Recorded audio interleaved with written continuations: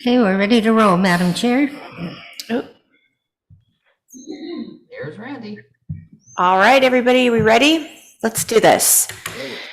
I'd like to call our meeting to order. It is 6:03 on February 28th, 2022. This is the Town of Loomis Land Use Committee meeting. We are meeting here at the train depot, and we are also having a subsequent or congruent, is that the right word? Zoom meeting with all of you in the screen there. Thank you all for coming. If you do want to join the meeting, you can access that by going on to our agenda. And now we will have our Pledge of Allegiance. I pledge allegiance to the flag of the United States of America and to the republic for which it stands, one nation, under God, indivisible, with liberty and justice for all. Okay, can we have roll call, please, Carol? Yes, okay. Chairperson Jan Clark-Kretz. Here. Bonnie Linden. Here. I do not see Tim nor AJ. Jean Wilson. She's muted. She's here. She's here. Randy Elder.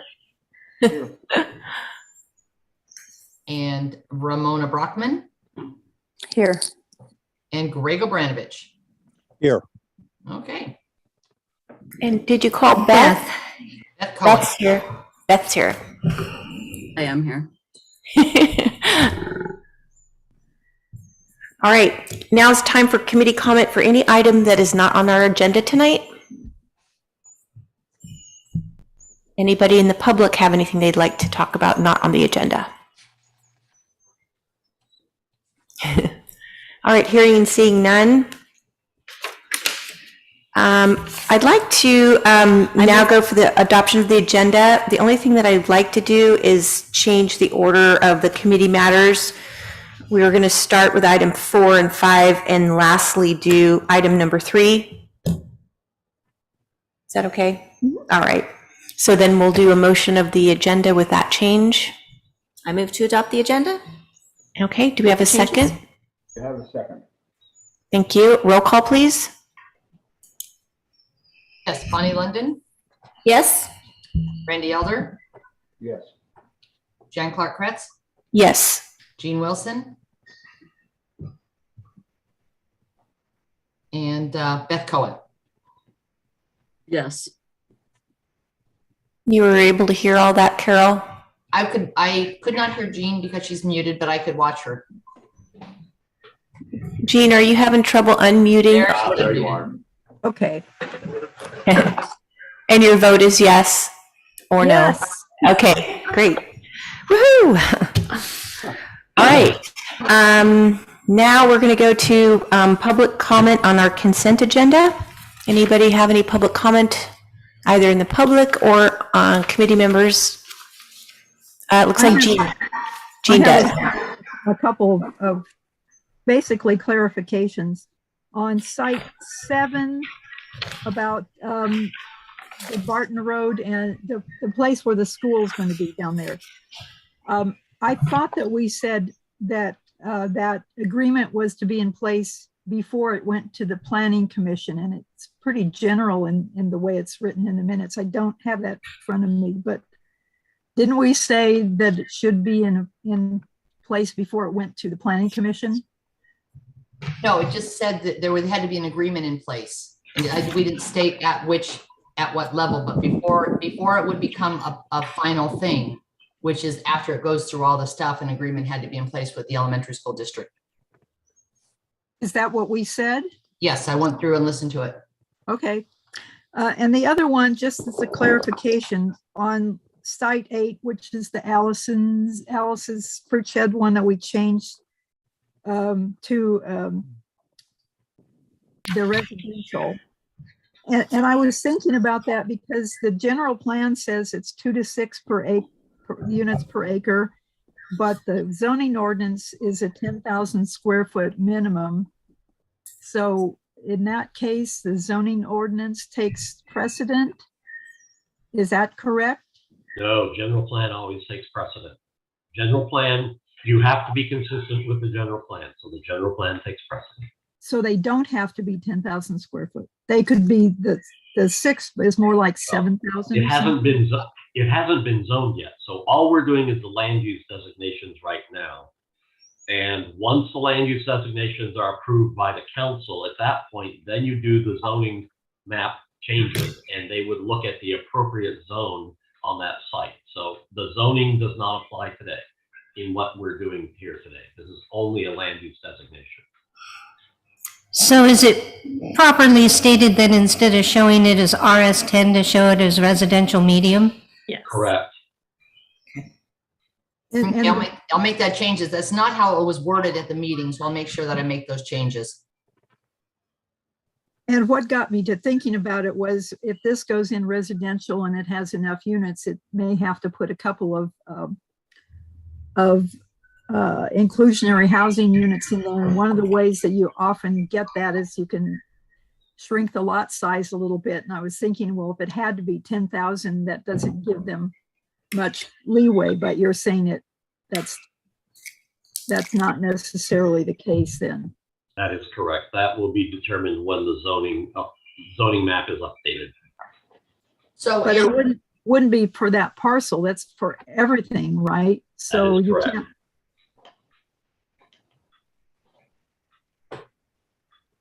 So if it were left at 10,000 in the zoning, if, I know we're not there yet, but if it were, then they would not have the option to have some smaller lots for their inclusionary housing, or are there ways to do Are exceptions? you for looking that? at them splitting those lots under SB 9? Is that what you're thinking about, Gene? That they can split that into two 5,000 square foot lots?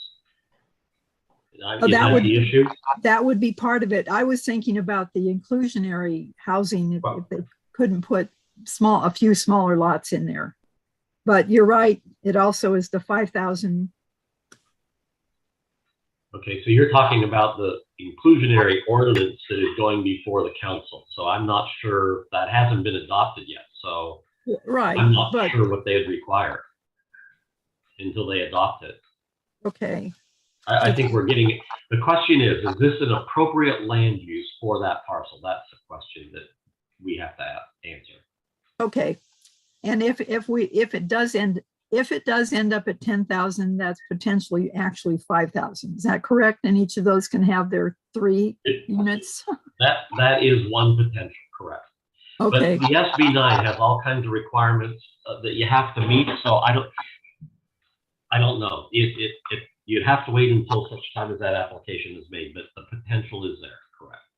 okay, thank you.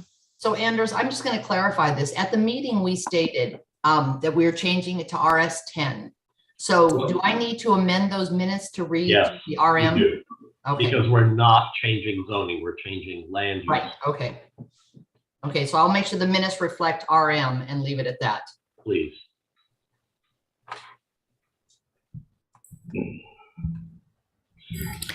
Jean, does that satisfy your questions on those minutes? Yes, thank you. Uh-huh.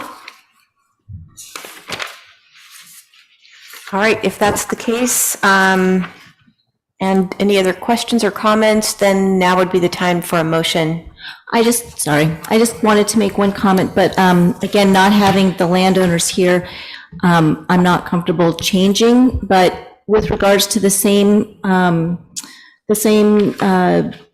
parcel that you're talking about, Jean, the Alice's Fruit Shed, I drove by today, and one thing that I wasn't aware is that right next to the site is a rock wall, essentially like a construction site where they sell and they build rock walls. And so there was a lot of construction going on, and this is, I guess they were grandfathered in, which does not really seem that compatible to me for residential. But again, without the property owners here, I don't feel comfortable changing that, but that's something that I would want to bring forth to the Planning Commission. So I just wanted to put that out there.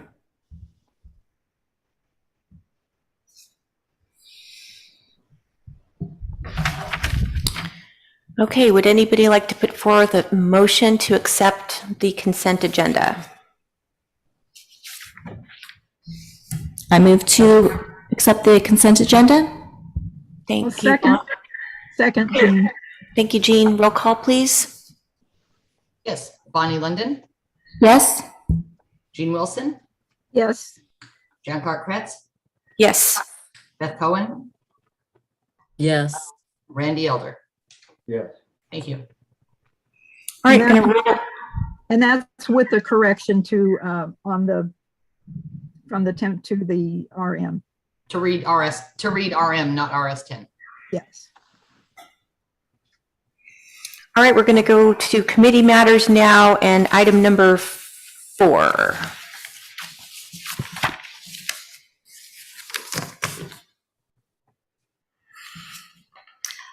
So let me take a brief moment to welcome everybody this evening. And at this point in time, Mark, you're on the stage. Better to be on it than under it, I guess. Here we go. Let me share.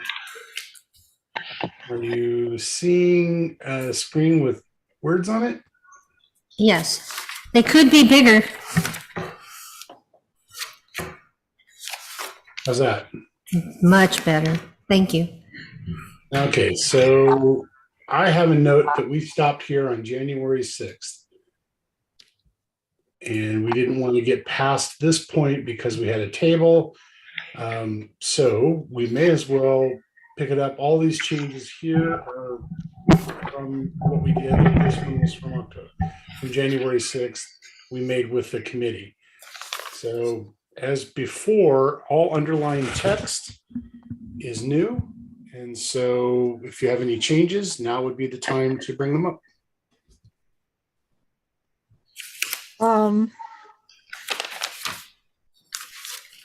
Trying to read my notes from this afternoon. Have we carefully defined downtown and core and gateway here consistent with the other places that the downtown committee? We did that up here, I believe. Oh, I guess we didn't. I don't think we've had there yet. We did one for downtown as basically being the Taylor and Horseshoe Bar. But then I noticed when we get down later, it talks about the downtown core. That's the same as downtown? Yes, that just needs to be edited out. Yes. And then I don't know if we did a gateway definition, or do we need one? Well, that's up to the committee whether you need one. Okay. It does show up later, and that one committee did talk about gateways in a more specific way on Horseshoe Bar compared to our usual way of just saying all the main roads in town. Right. But we can look at it when we get there, I guess. Okay.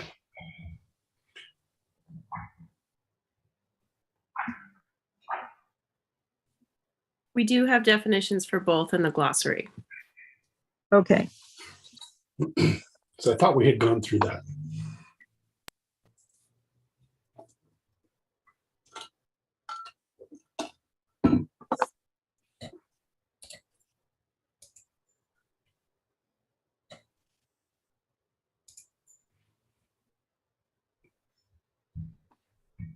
So Mark, are you going to take us through the table now? I will, but I was waiting on these paragraphs first.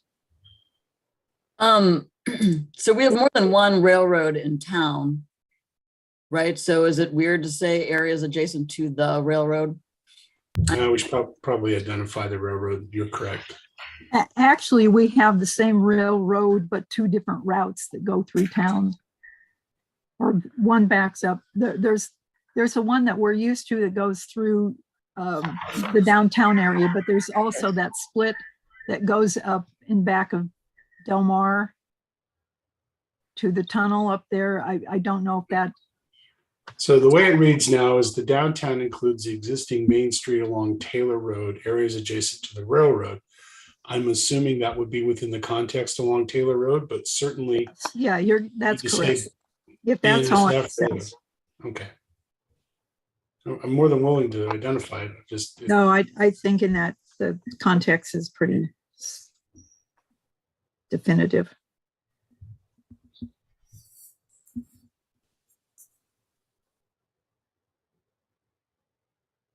we good here.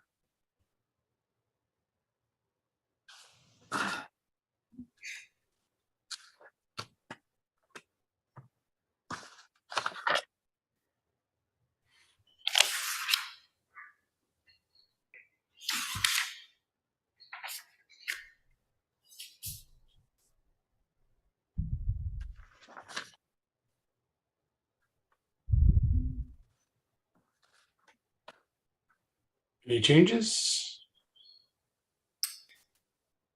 Any changes? I'm No. trying to figure out what page we're on, actually. What page is this, Mark? According to the document I have here, it's page 4. I printed things out this afternoon, but, okay.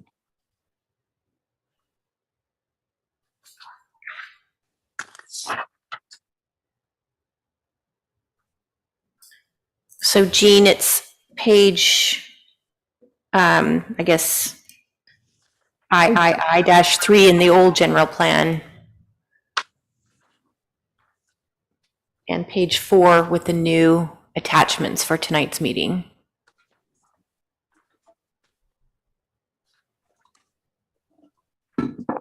Okay.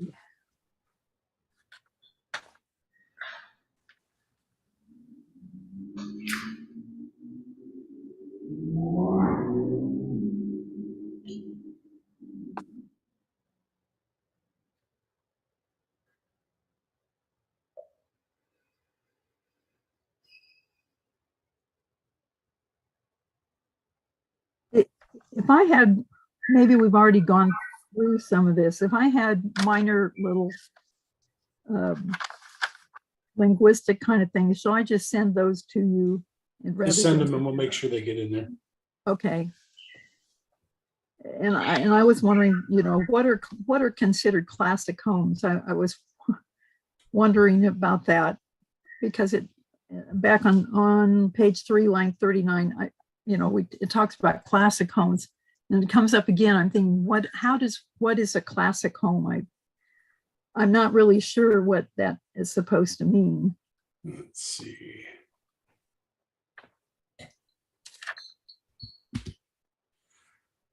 This is the text you're talking about.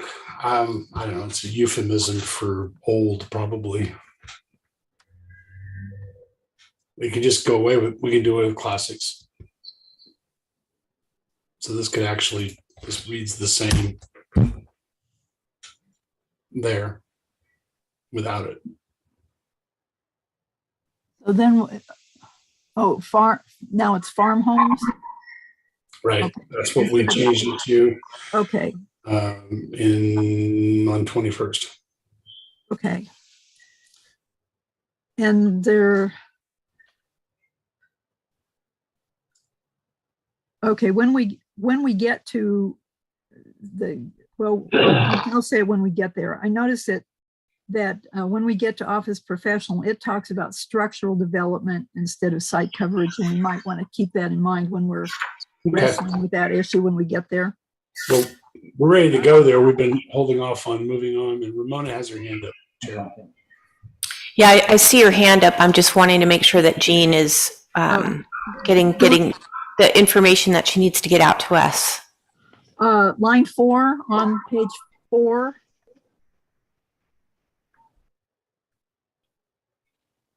I don't know why we need to put this in about the new blue part. Why is it even needed?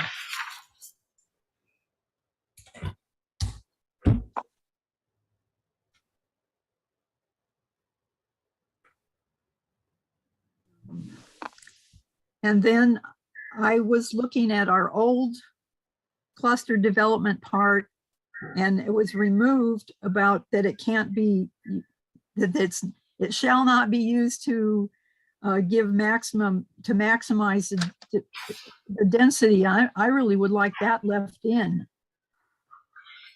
Let's put Because that in that- the policy. That's a Pardon? policy statement. Let's put that in policies and not hide it in the text. Okay, I don't think it got into the policies. Probably not. Let's because- look, let's put it in when it gets there, because we have had specifically in the rural area, that has been a big issue.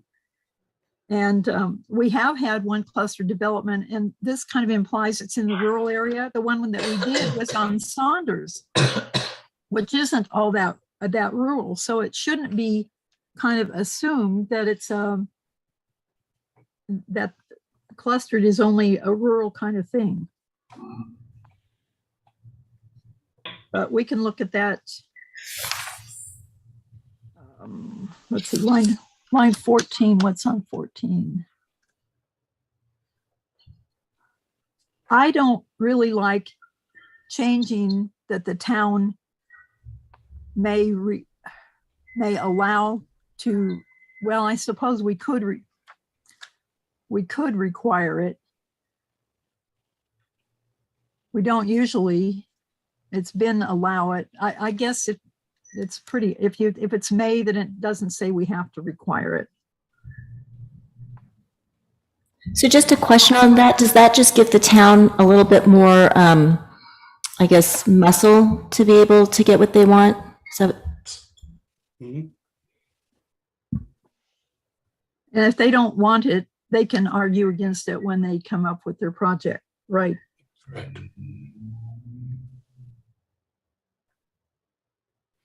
And we had noted that this, in January, that this would end up being an objective. Oh, okay. So some of the things we're looking at now are other things that are going to be pulled out, Well, not necessarily pulled out, but repeated in the objective section. but moved, pulled Not out of here. not necessarily. I think the text works here. And then we can have it as an objective as well.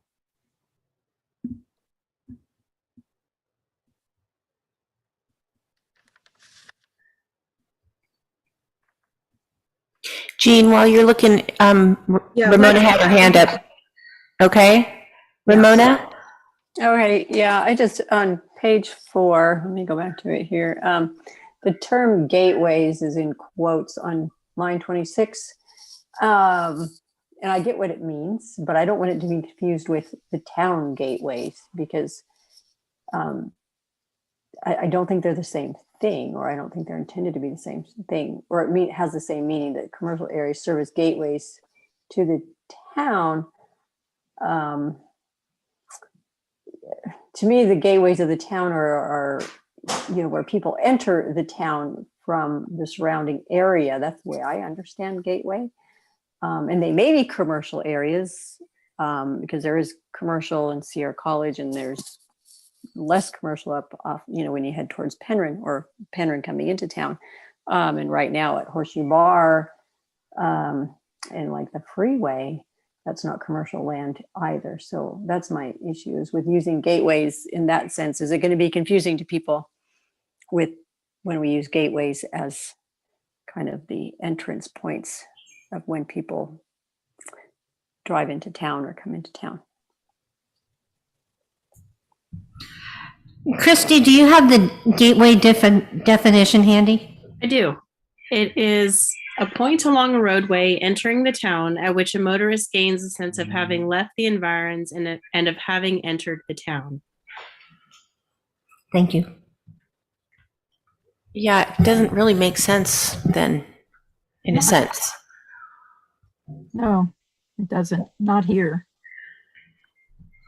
Because they've already come into town to be in these commercial areas. So we need some other, I think what it's getting at is that these areas give a sense of the town, the broader town.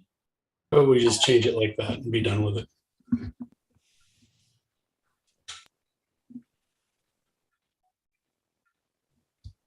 Okay, That's good. Traditionally, you do establish a gateway, and typically it's done at a commercial center or some obvious development that marks the beginning point. You may be several blocks of miles into a community before you come across a statement. But in this particular context, the town is small enough, it doesn't matter. We can just take it out. Okay, we ready to go onto the table? Yes. All right. So as you may recollect, we took the definitions from above where these were all in text and simply put them into the table so they would be right there. So we didn't bother doing track changes because it just got really messy to read. So if you have any text changes to the land use categories, we have gone through them. And they do represent what the committee talked about up above, but obviously we can wordsmith since the table's here. These numbers, by and large, should reflect what's in your current plan.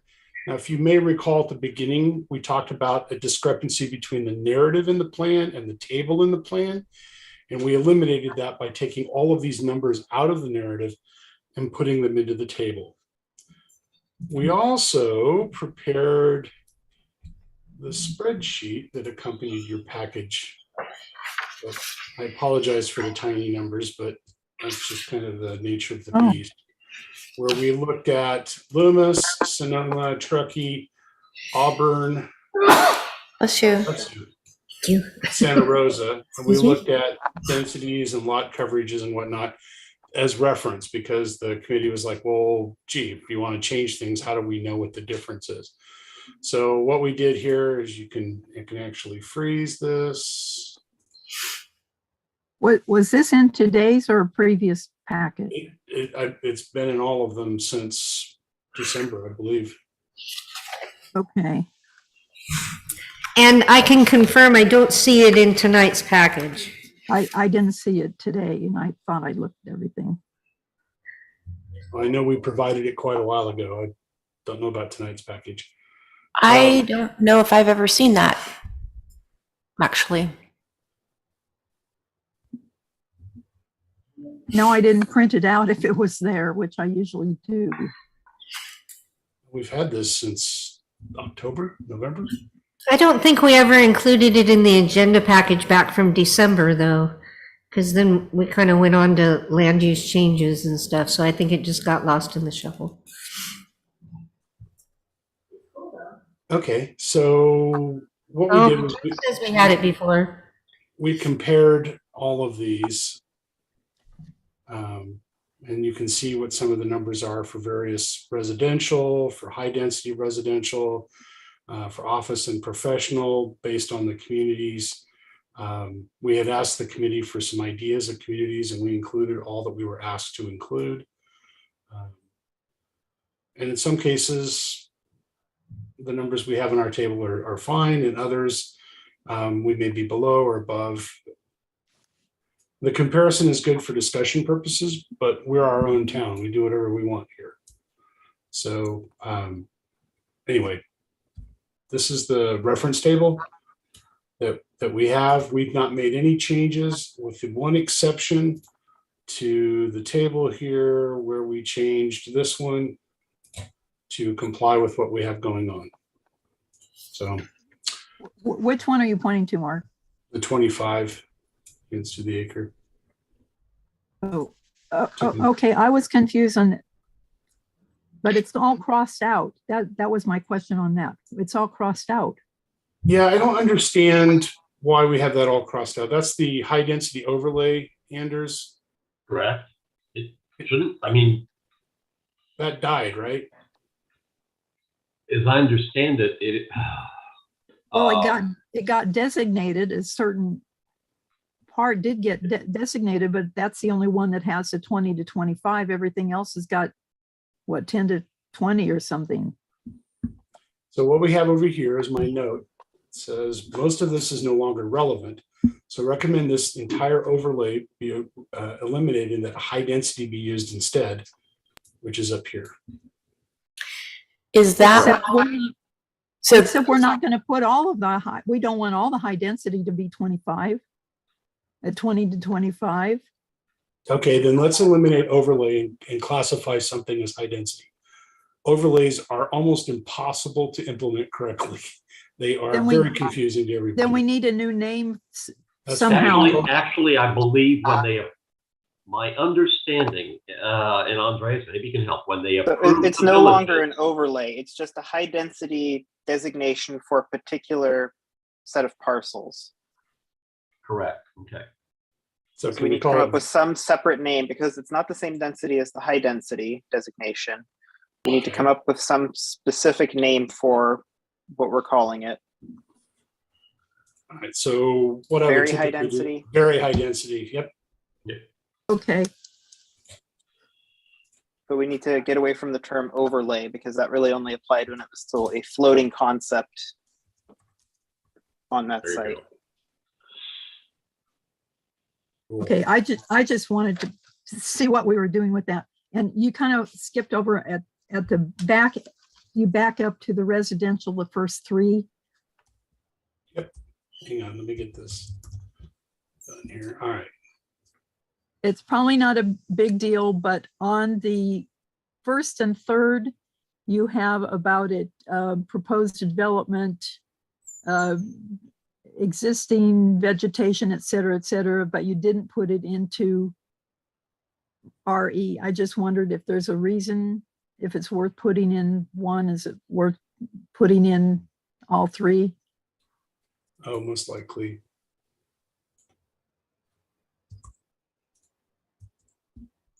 Okay,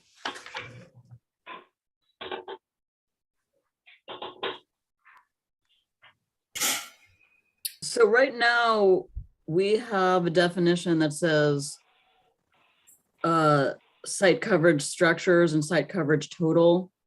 And this says maximum site coverage. So which one is that referring to?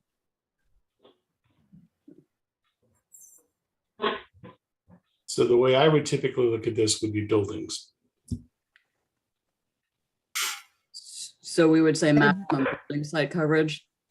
Site coverage that we have defined earlier, Mark, is all coverage. That's driveways, that's road, patios, et cetera. It's total coverage. I thought right. we were still debating that. I didn't realize that was already set because we talked about those were actually two very different kinds of things. And We have and, two definitions. So we have one for site coverage structures, the percentage of total site area occupied by structures. And then we have site coverage total, the percentage of site area occupied by structures and impervious surfaces such as driveways and patios. So I think as Beth a- is asking, what do we categorize this as? So it Coverage doesn't matter. structures or total? Yeah, it doesn't matter up here very much because the site is so large that, it's unlikely you're gonna have an acre of building and pavement on a 4.8 some odd acre site. It's just not likely. But it does start to matter down here where you start to get a little higher density, where it gets really difficult to figure out how you're gonna put building and parking and everything on a site and still maintain the density. So up here, 20% equals about 40,000 square feet of coverage. Which makes sense if you look at 4.6. So the question is, that should probably be changed to be one of the definitions, either maximum site coverage structure or maximum site coverage. What's the other term, Christy, in the definitions? It's total. Oh, so this is where I was wondering about under office, are we on page 6? Under office, it says structural development. 35% of lot coverage. Anyway, there's a conflict in what it has, but this is the structural development a better term? Would it be less confusing if that's what we mean here? No, basically that last sentence would just go away.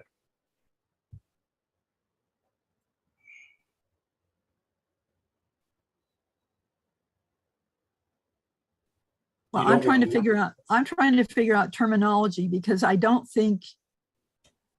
think we really need two different things. And I frankly don't think this committee knows enough about impervious coverage to be able to be guessing as total, none of us are even engineers.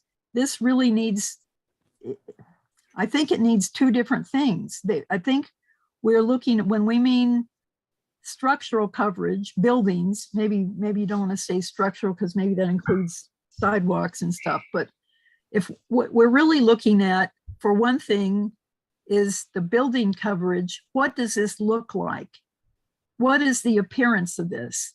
When we're talking about impervious coverage, we're talking about an environmental kind of thing.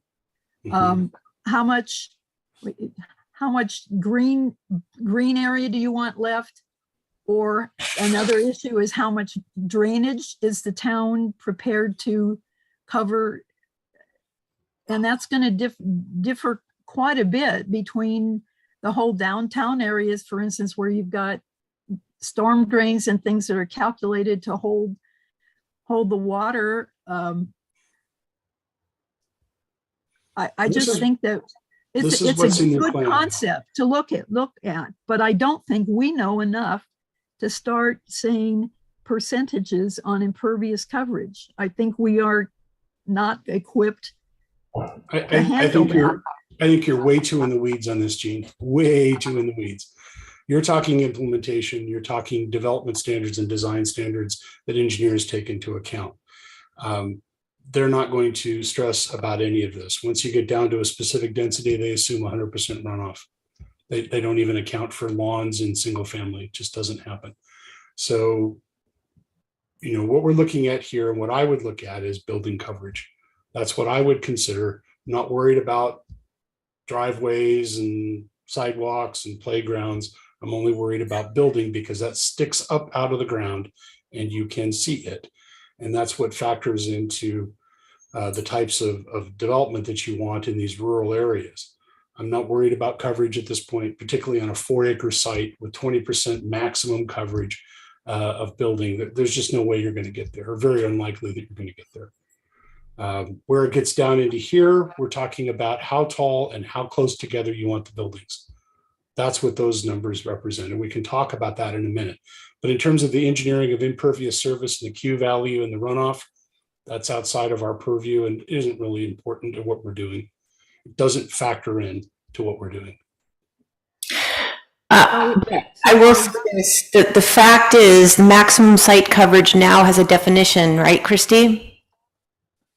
It does, but we are going to revisit it. So if you want to revise that, that is. Yeah. And so it does matter. And that word maximum site coverage, that's straight from the old general plan. And I think that Gene has a point here. So definitely want to just remind everybody that that is what is in the general plan now. And the thing that has changed is the definition. So can we get that definition, please, Christy? Can you email it? Put it in chat and I'll tack it on here. Sure. So have it. Hang on just a minute. Thank you. And I know Miguel had his hand up. Go ahead, Miguel.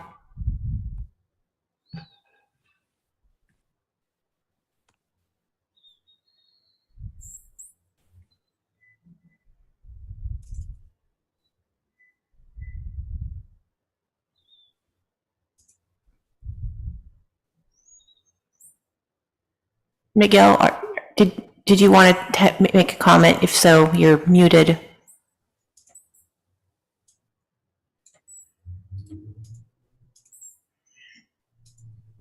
Miguel, you're unmuted. You can just speak.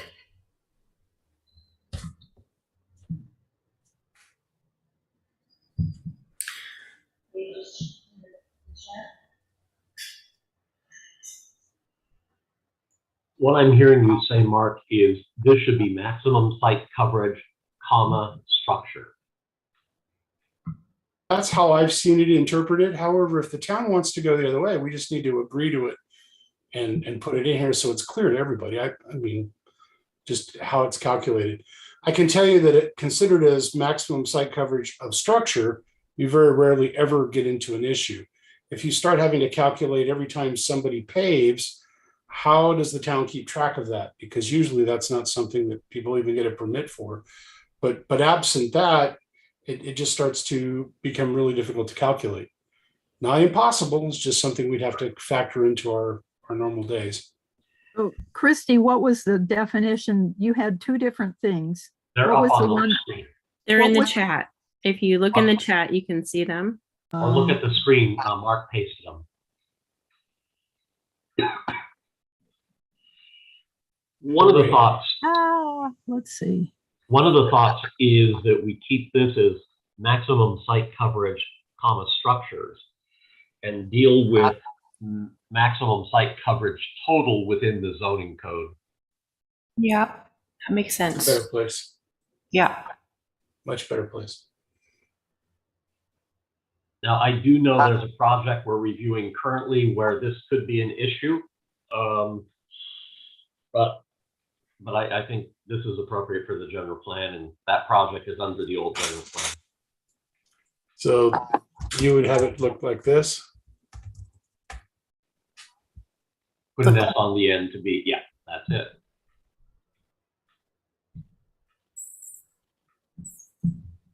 And I think that defines it quite clearly now. It does get it back to the glossary. Yeah, and then make a note, Mark, that site coverage total should be evaluated as part of the zoning code update.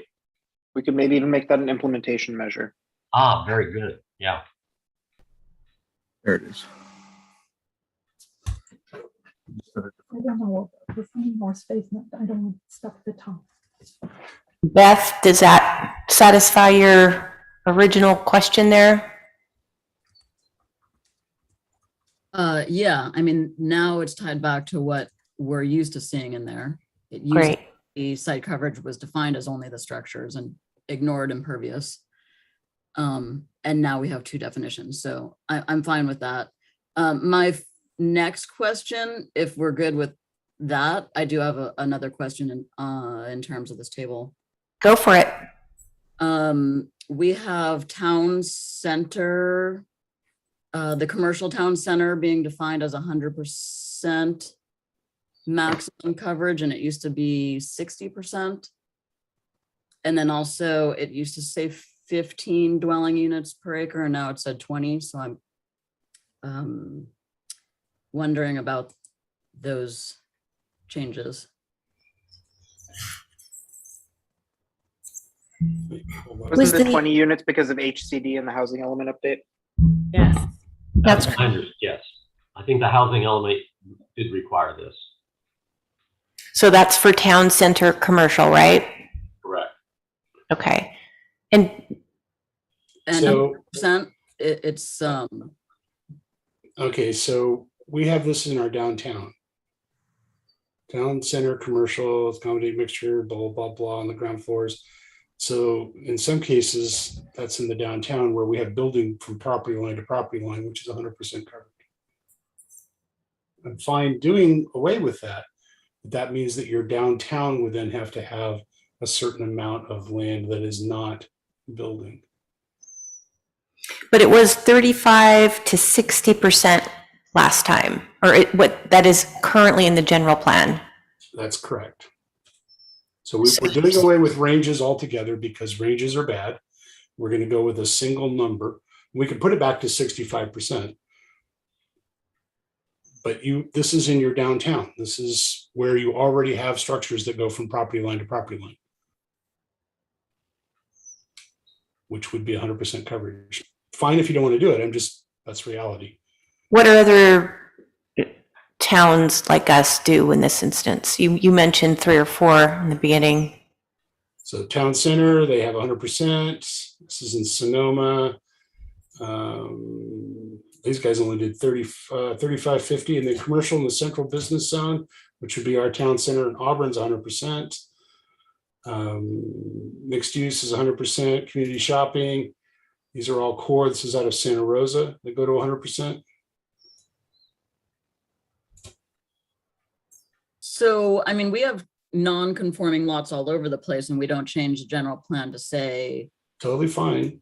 and then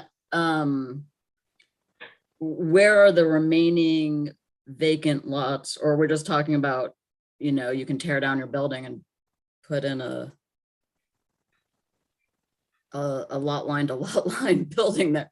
I don't know. I don't like the idea of 100% personally, but I'm just one person on the panel. Well, the other thing, the town center is not just along Taylor. I mean, it also includes the gateway from Horseshoe Bar, that whole strip that goes down. Okay, we can put it back to 65%. Just I mean, I think I have heard people say that they want to have, again, keep the trees, try to have some greenery, maybe even the landscape, architectural element, so. And that all sounds really good, but unless you codify that and put that into some sort of design standard, that extra 40 or 35% is parking. It's paved, which is what you have now. Okay, Ramona, you have your hand up?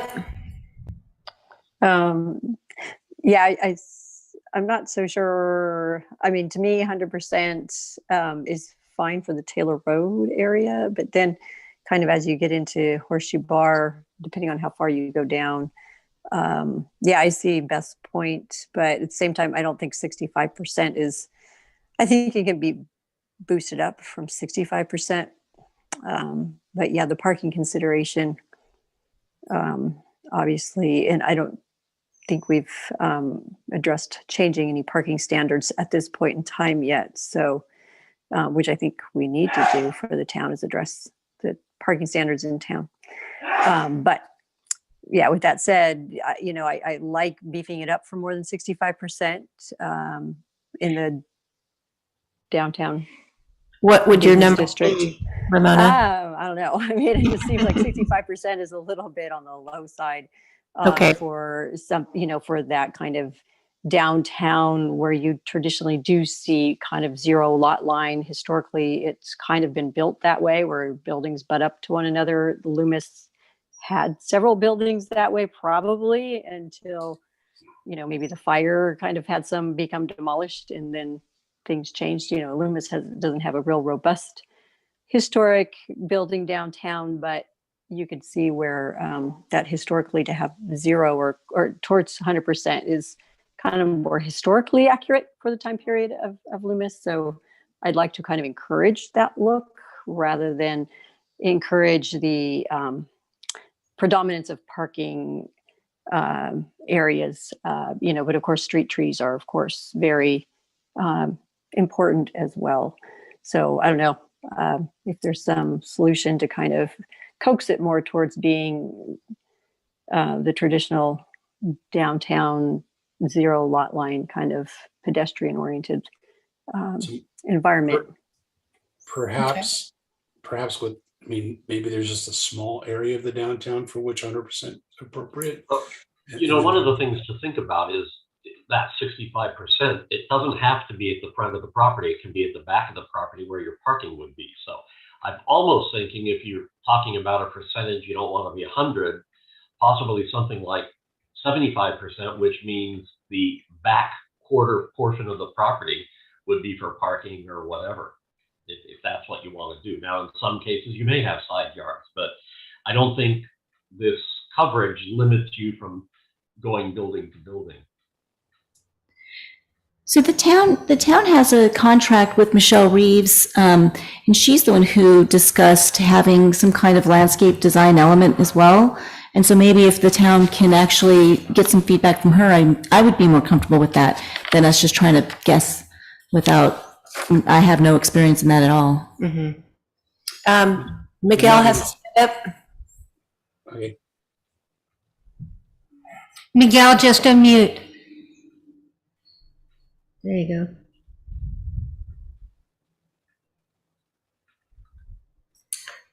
I show you unmuted, but we cannot hear you.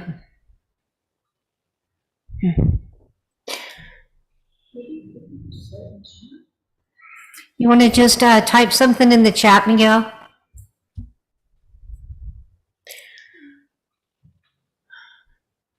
All right, so let's see. We currently have a range, and we know that ranges are not good, but and I can certainly see Ramona's point when you're talking about what downtown looks like with having the buildings right next to each other, but at the same time, potential parking could be affected on the backside. So a quarter of that would be 75% coverage. And then Mark showed us the spreadsheet from all the other towns, and it looked like Auburn was 100%, and I think somebody was 70.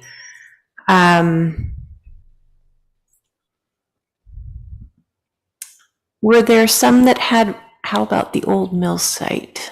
This is Miguel's chat. Yeah, he's right. Like the old Star Liquor, 100%. I mean, it's a small lot. So when we look at stuff like that, like the Star Liquor site, and somebody puts a building in there, they still have to provide their trash enclosures, things like that on their site, which eat into that, you know, the 100% total building.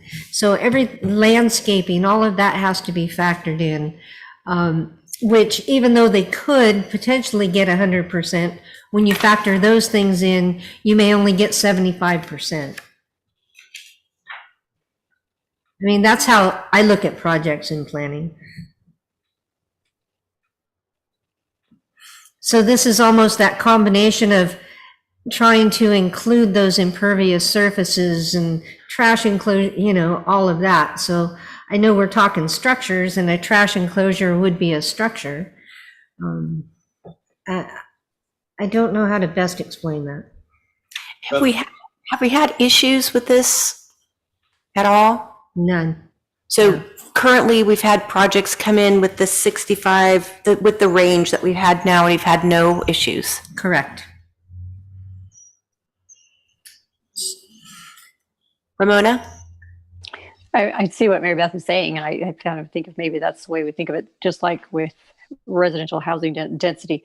That's the maximum, but realistically, are most sites going to be able to do that maximum? The answer is probably no, because of all the other requirements that have to be met with, you know, whatever else needs to be provided with parking and trash receptacles and things and landscaping that might need to be provided. So I guess in that sense, I don't have a problem with it going to 100%, knowing that in most cases, it won't be at 100%. It'll be something less than that.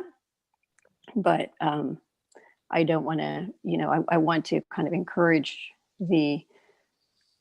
especially in the, you know, or even taking the idea that certain places in the downtown area could be 100%, where it's really in the immediate downtown that we think of as the several blocks of Taylor Road and, you know, along Horseshoe Bar, perhaps a little bit off of Taylor and Horseshoe Bar, where traditionally you would see 100% or potentially 100%, you know, where shared walls are common amongst older historic towns.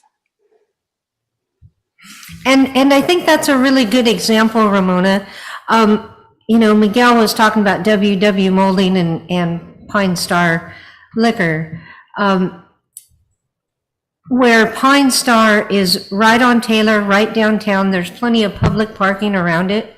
The on-site parking requirement would practically be nil or reduced based on, you know, some kind of agreement with the town.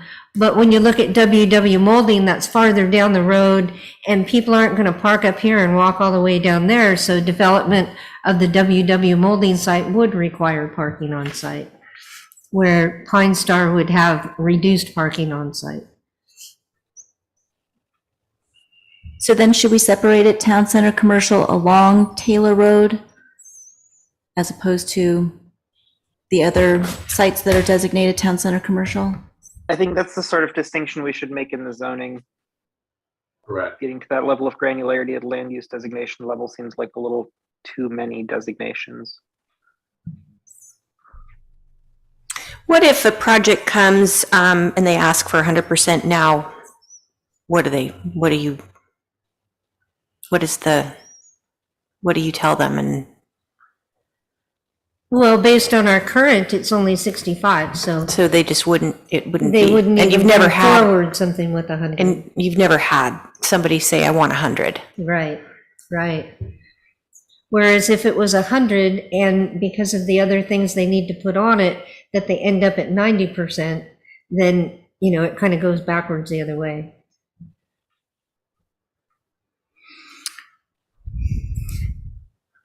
All right, committee.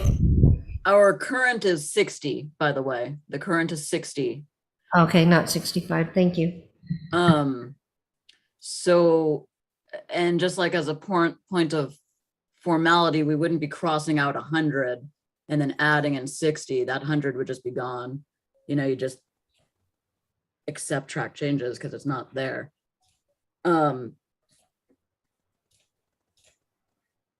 So if we're not having a problem with 60, if you don't see it as a problem, nobody's been asking for anything more, because people ask for variances all the time. I would get you can't get a variance from the general plan. So they would need to go through a general plan amendment to get that, correct? That's correct. But we've never had that happen yet. Doesn't sound like it, so maybe it's a non-issue and we just move on.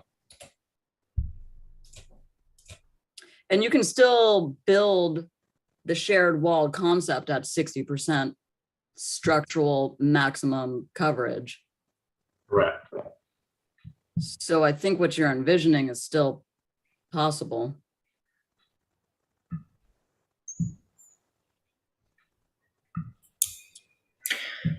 All right, committee, anybody disagree with leaving it at 60?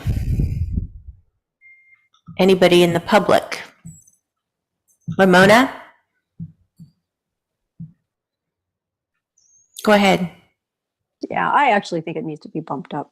So I tend to disagree with 60. I mean, if you take a look at it, 60% coverage is pretty low for downtown center commercial, I think, for if you're wanting to really emphasize kind of the historic character of the town.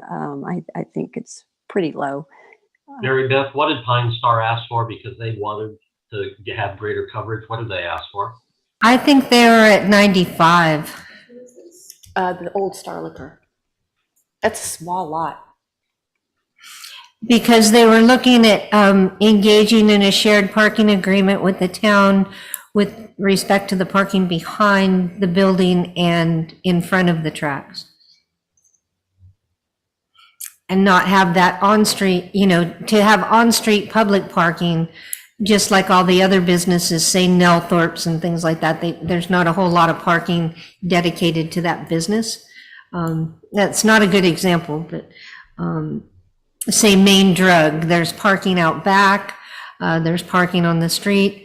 The Loomis Garage that's currently being remodeled, their original site plan showed parking in the back. They just came forward and wanted to eliminate that to have tables and stuff out back for dining. So we reworked the parking numbers on the Magnolia lot and the parking lot this side of High Hand at the end of Walnut Street. And we were able to verify there was sufficient parking in that area so they could eliminate the on-site parking. Okay, we do have in here a general plan implementation program to look at removing or changing the parking requirements in downtown. So Downtown, yeah. and recognizing you can't get shoved parking onto all these sites. So the question is, from a land use standpoint, what is best for the town center as far as coverage of structures? And is it 60, 70, 80, or is it 100? And one clarification in the text, in the existing general plan under town center commercial, it does say 35% to a maximum of 100% for site coverage. So that's one of those places where we had an inconsistency between the text and the table. And where was that, Christy? If you look at the text of the existing general plan, it would be page Roman numeral 3-4. And you look at town center commercial. It's the second paragraph on that page. And then you look through towards the end of that paragraph. It says site coverage may range from 35% to a maximum of 100%.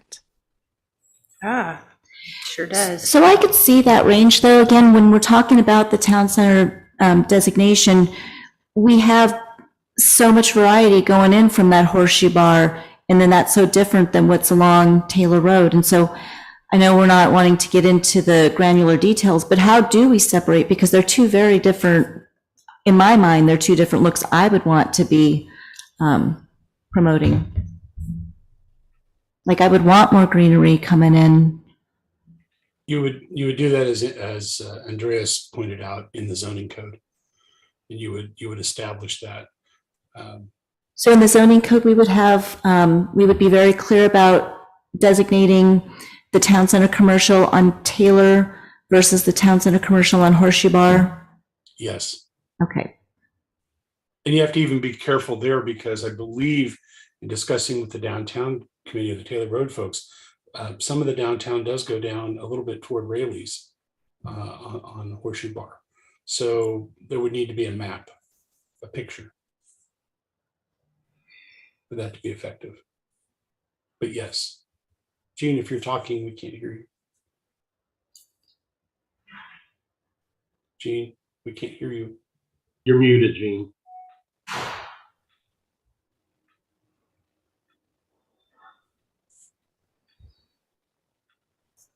Yeah, I can see they probably had that, they were thinking about that same issue back 20 years ago, thinking we have the opportunity to have 100% on some places. And we still have that problem.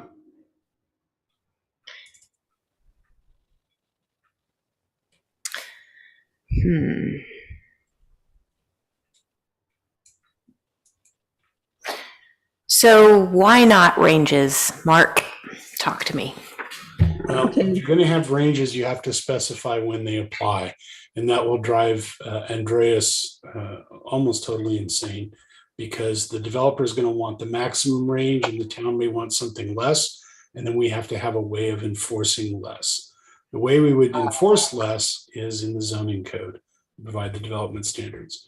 What the law requires is that you have a maximum, and that's what we would suggest you go with.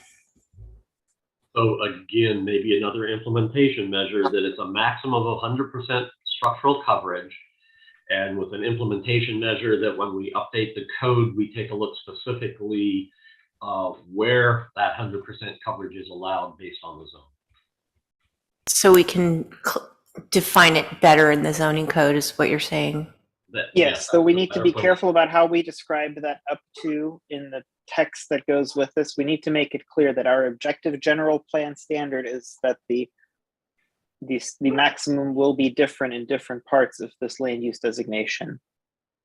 So we Okay. need to be really clear that it is an up to. So could we say up to then 100% in the column? I think so. All right. I would be okay with that. Hey, Jean. Oh, I was just going to, am I unmuted now? Yeah.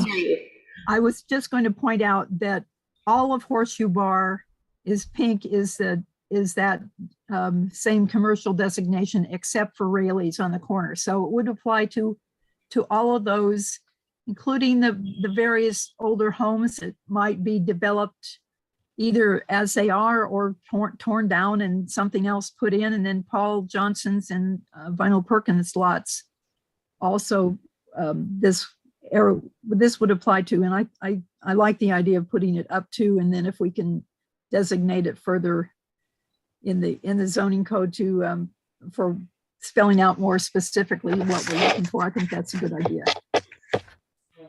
Thank you. Ramona? So I just wanted to kind of pick up on the little thread that was just talked about, like, because it is a variation of from downtown Taylor Road to that bit of Horseshoe Bar, which has some historic homes on it that are many have been converted to businesses, not all, but correct me if I'm wrong, or maybe my memory fails me from quite a bit ago, but I'm sure I made comments on this land use goals to include protecting not just ag and open space, but also historic resources. And I don't see any of those things incorporated into this, or is it because the historic resources section is supposed to take care of that? If you can kind of refresh my memory on that, because there's a couple goals in this that Again, just remember that the historic has those goals in there, and the goals are applied to everything, so we don't repeat them in different elements. Okay, that's what I was just wanting to make sure of. I thought so, but couldn't remember. Okay, thank you. Beth?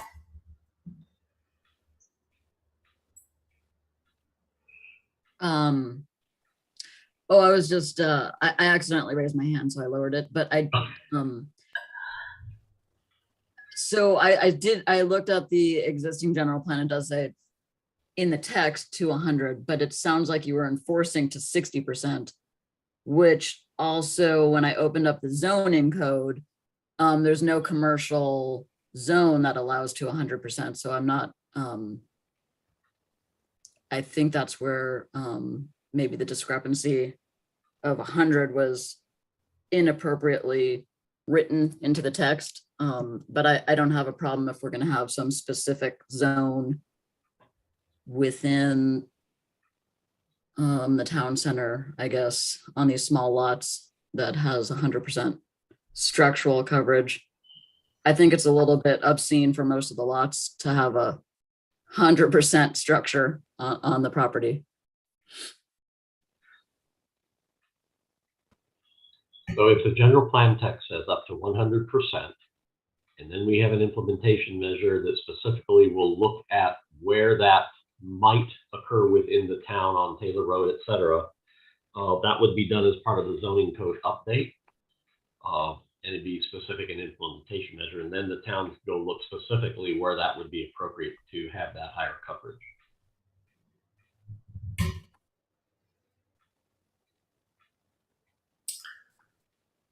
Okay. So So, are we go ahead. substituting then the 60%, we're substituting up to 100% in that block, that box there? Say that again, Gene. I'm sorry. So right here. Read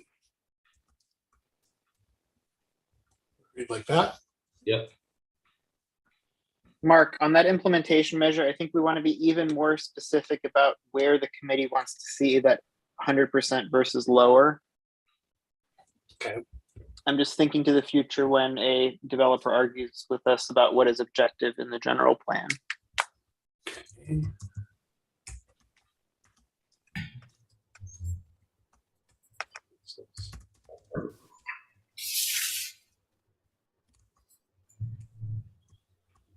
Sorry for my inability to type. How's that? That help? Yes. Do you want to specify the downtown along Taylor Road? Didn't we define downtown, Christie? I think it's defined, maybe not. It's not defined in the glossary that specifically. Okay, then it should say along Taylor Road near Horseshoe Bar Road intersection. I think it's something that we did in something in this whole section that we covered maybe last time. It defined it as, I thought, as the Taylor and Horseshoe Bar, but maybe I'm wrong. I believe we have it even on a map. So I put in the chat, downtown is defined as the downtown/town center area shown in figure 3-3 of the general plan. Where is figure 3.3? It's coming. It has not been created yet.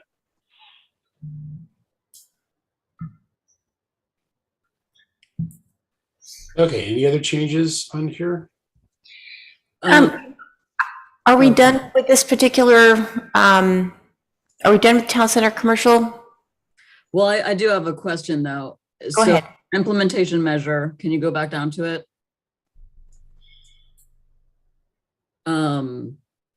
Says only a few parcels in the center of downtown along Taylor Road near Horseshoe Bar intersection. Okay. I Okay. guess it should be clear here.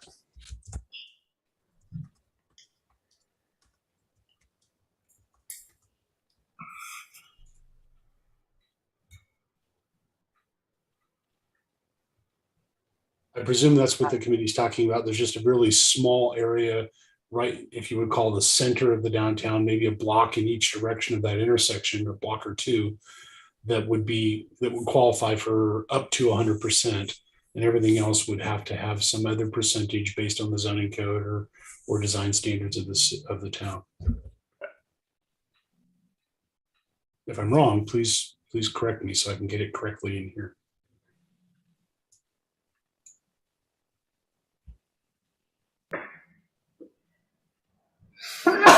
Ramona has your hand up. Go ahead. Yeah, I would say at a minimum, a couple blocks on either end. And I would almost want to kind of throw it out there. It may not necessarily stick, but almost consider shed to shed for that 100% potential.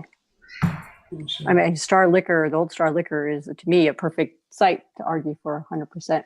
And then, you know, the sheds themselves are pretty much, they're one structure, but they kind of read as a very, you know, downtown kind of bookends, if you will. So, Mark, I'm thinking there, given that discussion, the figure 3.3 has not been created yet. So maybe we note in there that we'll be looking at shed to shed, and once that's produced for the planning commission, then we can have that discussion of just exactly how far that goes.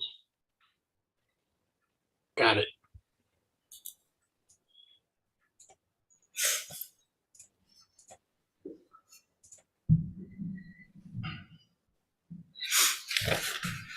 All right. Okay. Are we all done with this particular town center commercial now? Is everybody okay with this? I want to go back up to the other page, residential high density. Maximum residential density on the old general plan was 10 to 15. Now it's 10 to 20. Right, pursuant to the housing element you adopted. Okay, so that's the same as town center. It changed, right? That's my understanding. Is that right? Lucy, is that correct? The housing element took that up? Correct. Okay.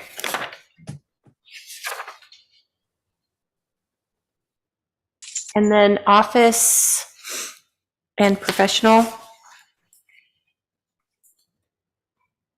We've got that 60% there too.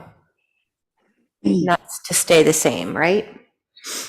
Well, it's 60% in the table, 35% in the text. That's why we're getting rid of the text, so.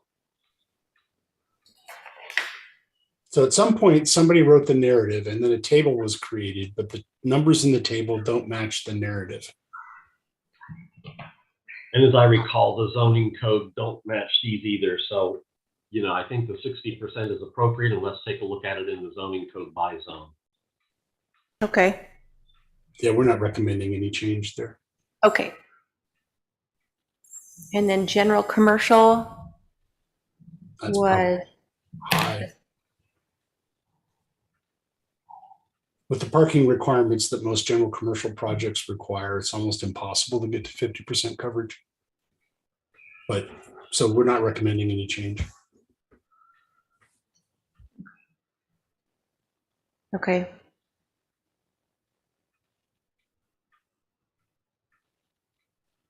Mark, under the tourist destination commercial, that 40% by ordinance 206, the ordinance has to be consistent with the general plan. So I don't know if I like that language in there. And Andreas, thoughts on that? Because again, that's almost this revolving door of, of what takes precedence, the chicken or the egg, and it has to be the general plan that takes precedent. I agree with that. We shouldn't be referring back to specific ordinances here. I agree with you 100%. However, that's where that percentage came from. That's So, fine, but I don't mind deleting this, but we've been asked. We don't need previously. to include the history of it here. I hear you. It was included previously as part of the notes, because in the text, it has a range of 35 to 40%. Right. So it's just a remnant note. That's all it is. Okay. Well, it was also just written like that in the general plan itself as well, so. Right. Miguel had a question.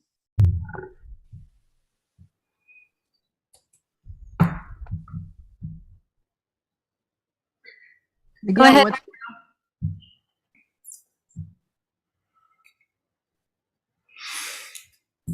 Yeah, so we're back to Miguel not being able to speak. So if you have something, Miguel, type it in the chat, please. Andy, we don't have floor area ratios for much of the commercial stuff. That's correct. Do you want to be consistent and just eliminate them all together and just deal with it in the zoning code? What do you want to do? Preferably floor area ratio is a zoning code rather than a general plan designation. I agree. I don't care for them in a general plan, but you have some in here and some that you don't. How about if the committee agrees, I'd remove them from the general plan and put an implementation measure in that is part of the zoning codes. We look at floor area ratio. And just to remind the committee, the old general plan only has one. So It's this one. It's this one here. And again, it's a range, which Yeah, it's difficult. anybody disagree with that? Anybody in the public?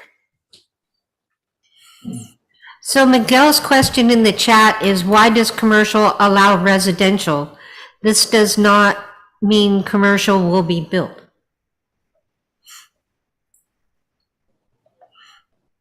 And there are several places where in commercial it says in a mixed use structure and others that says a mixed use project. So that means that there will and shall be commercial. in addition to the residential. That is correct. All of the existing commercial in your current general plan allows for residential of some type. Correct. So back to the maximum floor area ratio, I think we're all okay with you deleting that. Like putting it, Cool. or having it be in the zoning. Now, if we end up deleting all of them, we'll just eliminate that whole column. Yes. Correct. That's correct, Dean. So on Miguel's further discussion, he says it's a mistake. So why does commercial allow residential?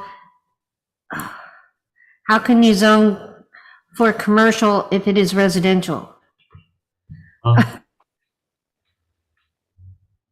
I think what he's asking is, why is it okay for a commercially zoned piece of property to allow residential on it?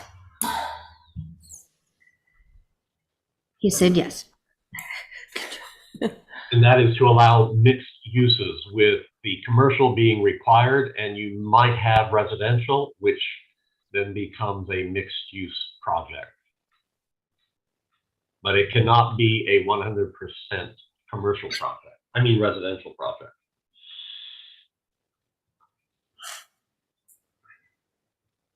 So this would be larger project by project, Doesn't matter. Doesn't- rather, it could be a small storefront with an apartment above.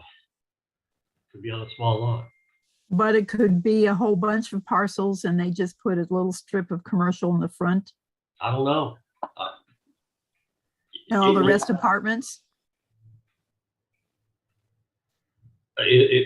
You know, on a parcel of land, since the land use designation is by parcel of land, on a parcel of land, you would have to have commercial with then residential as a part of that project. So that could, if you had a bunch of 50 lots, then you'd have 50 lots with that situation, but it's case by case, but it can happen.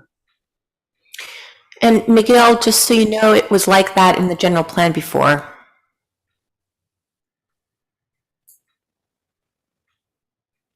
One of the issues now would be that since we have allowed since it is in our general plan and we have put that into our housing element as part of what we're qualifying our housing for, I assume, then if we took it out, we'd have to replace all those units of housing someplace else? Yes, although don't blame the housing element for that. SB 330 did that long before you drafted your housing element. You're correct, Gene.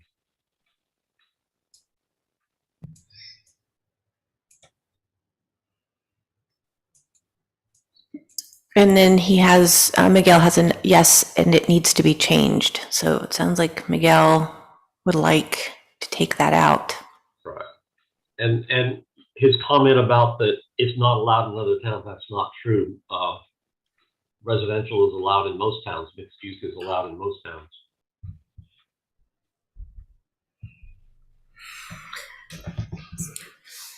Mark, does your comparative table with Sonoma and Auburn and all of that, does it show mixed use residential and commercial zones? Let's see what we got here. I thought I saw mixed Yeah, use. multifamily. Here's core mixed use, Transit Village mixed use. This is in Santa Rosa.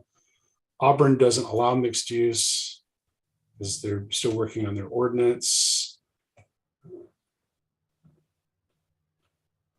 Truckee, we don't have all of the language. It's not what we went out for. Mixed use up to 2,100 units the acre. They have a range and they shouldn't. Here's the commercial up to 20 units to the acre. So this all kind of supports what Andy's been saying. It's there.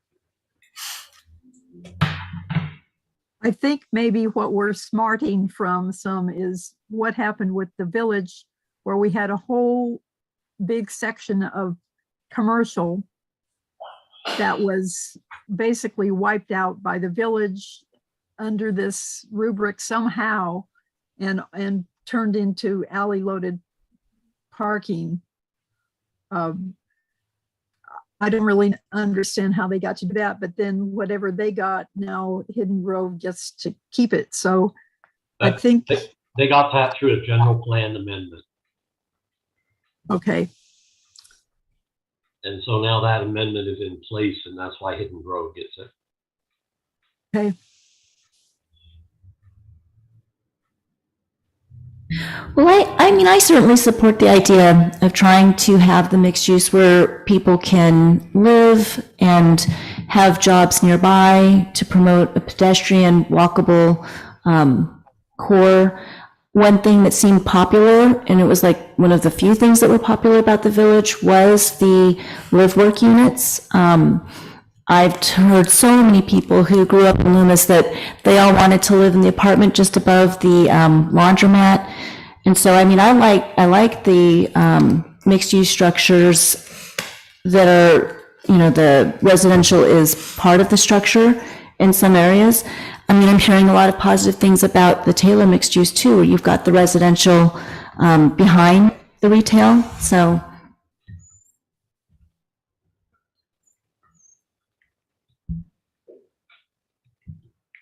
At this point, is there any desire to take the residential out? Because that will require us to find more land to redesignate for residential use. We just need to know so that we can be prepared to look for that land. And Chris, or Lucy, you're putting together a table to kind of see everything we've done to see the net balance of Right. housing. So once we get done with all this, that will be part of the discussion for the planning commission is on net housing and what we have to do to bring it up to no net loss. Dan, you may be able to correct me if I'm misremembering, but I thought the downtown subcommittee had specified that this should be mixed use structures rather than separate apartments. Is that correct, or am I not remembering correctly? No, I believe that was the gist of the discussion, Gene. At least that's what I recollect from back in the fall. So how does that get carried through someplace along the line? In the That's a- zoning code, not the it's a land zoning use issue. code. Okay,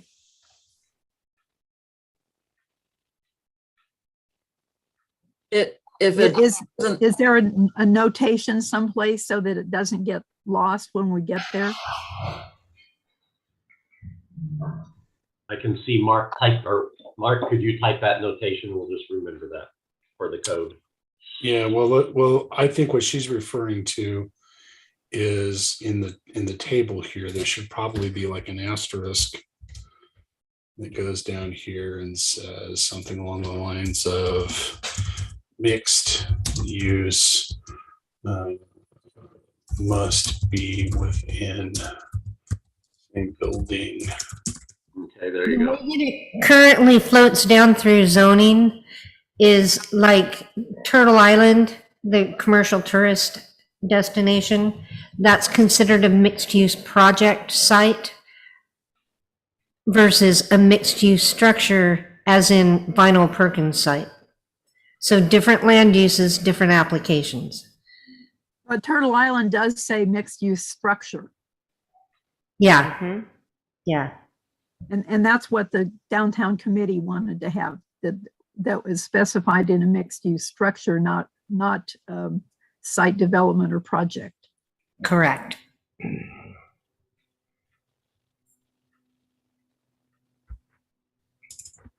Print F on that, Mark, just so we're kind of consistent with some of our language. Yeah.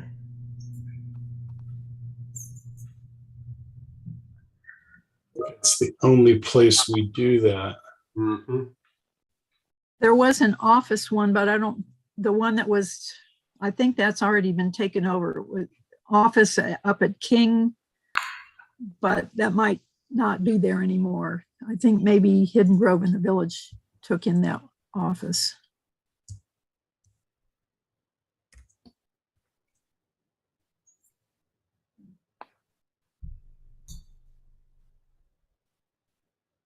So if we were to do that, then this should be mixed use structures altogether, site development. Right.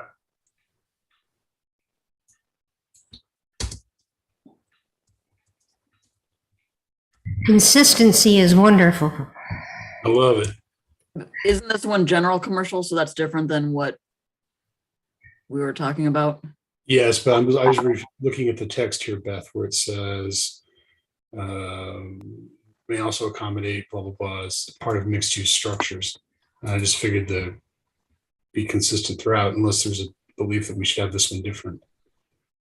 But this is saying mixed use structures, or I assume this meant to say mixed use structures or mixed use projects, right? Well, in general commercial, it said or site development. That would allow for commercial up front and then residential in the back. Right. As separate buildings, yeah. Mhm. It used to, but now we're saying we don't want it on the general commercial. Well, that's what I'm asking. Is that something we want to do or no? The general commercial is outside of this core. Oh. It is. Correct. General commercial is, oh, it's okay. It's Rayleigh's and then the further up the road, isn't it? Right. And would we be okay if Rayleigh's took part of their parking lot and made apartments out of it?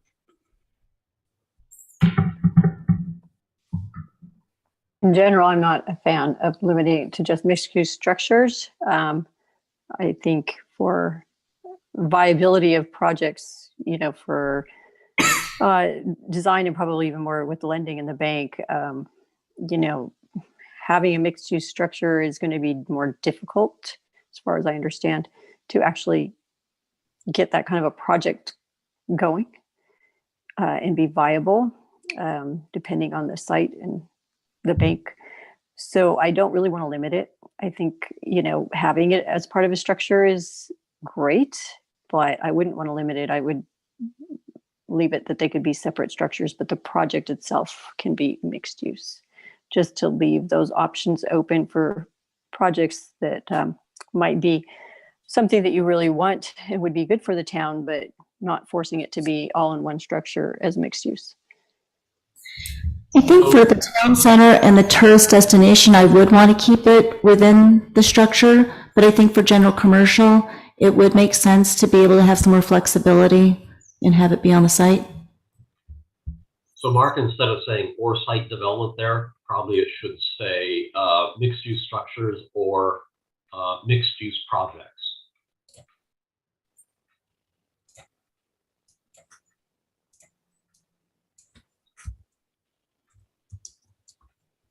And I think that then is more consistent with terminology we've been using in this general plan.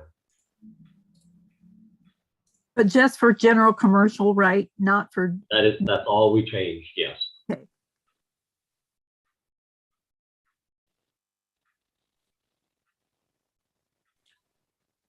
Do you want for professional office to allow it in project type arraignment, or are you going to keep it within this structure?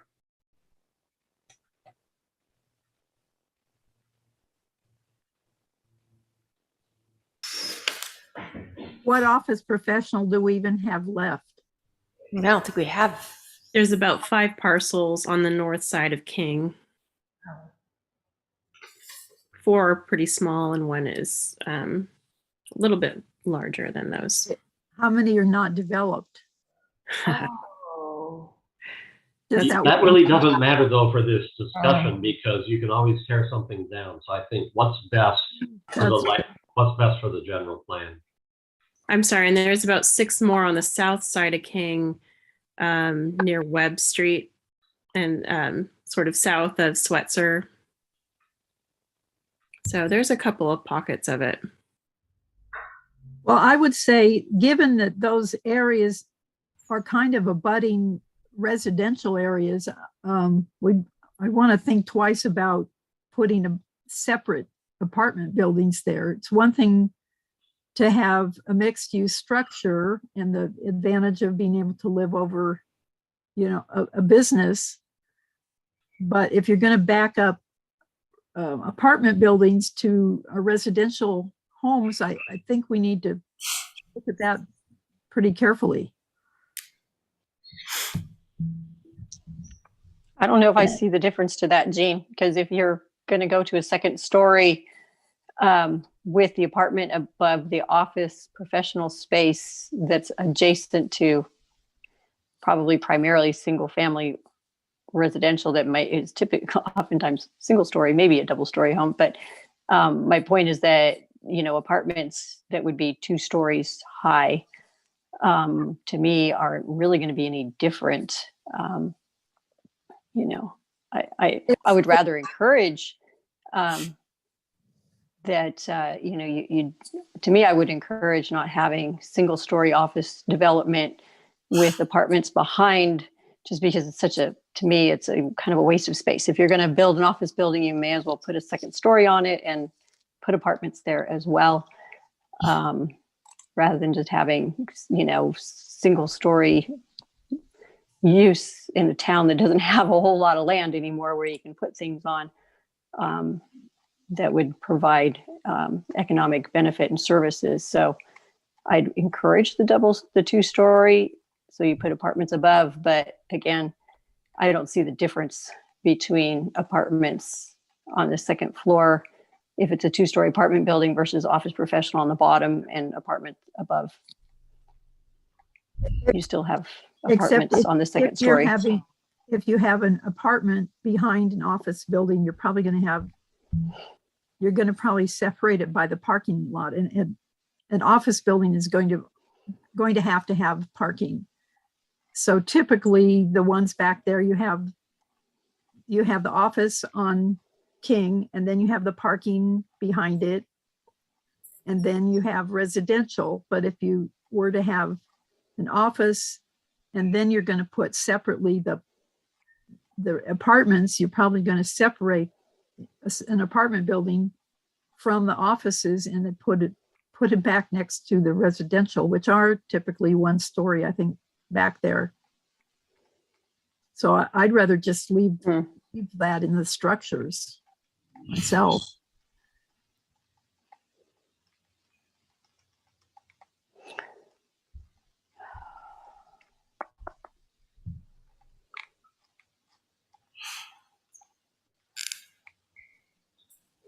Okay, for now?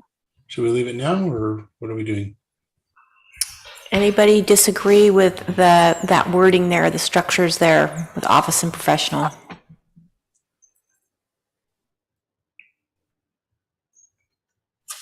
Okay, looks like we're okay.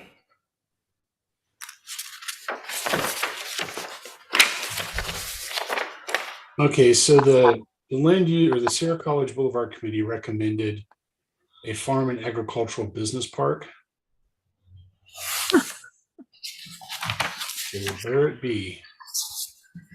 They recommended the designation, but there's no parcels that have been, okay.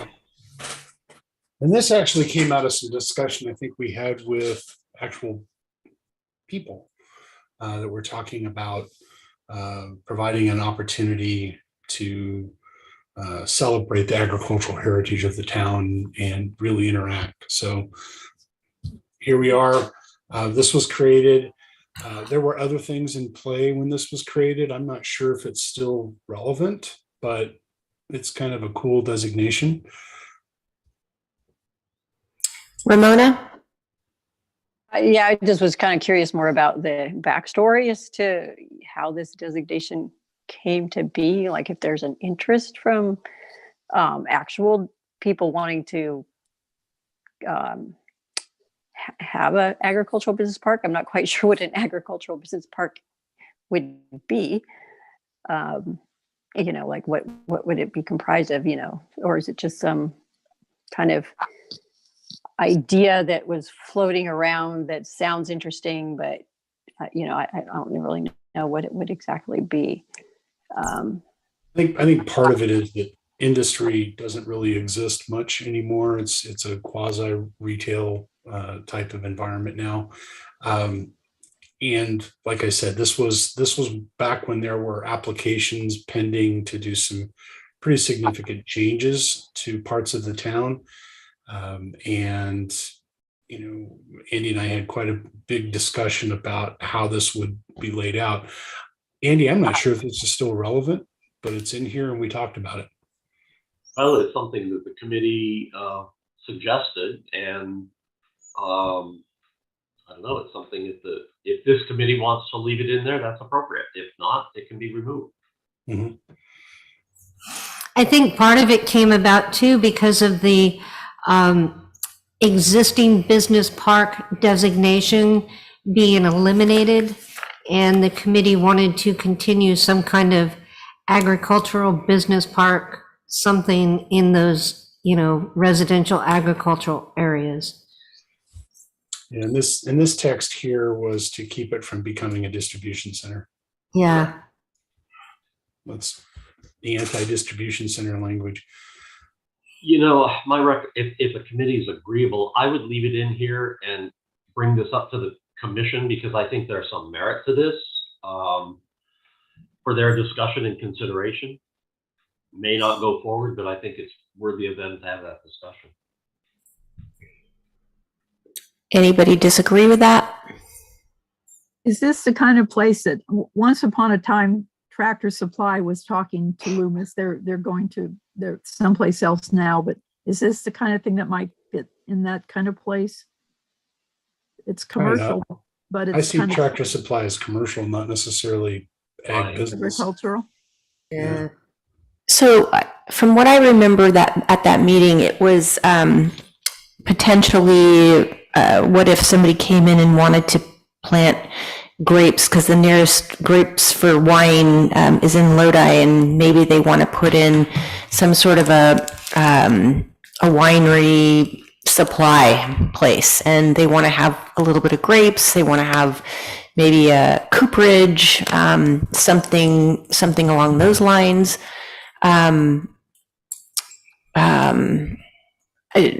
Trying to encourage agricultural businesses in our town, because that is our history, and that is, you know, obviously we don't have a lot of land left over, but just something to kind of encourage businesses to think ag.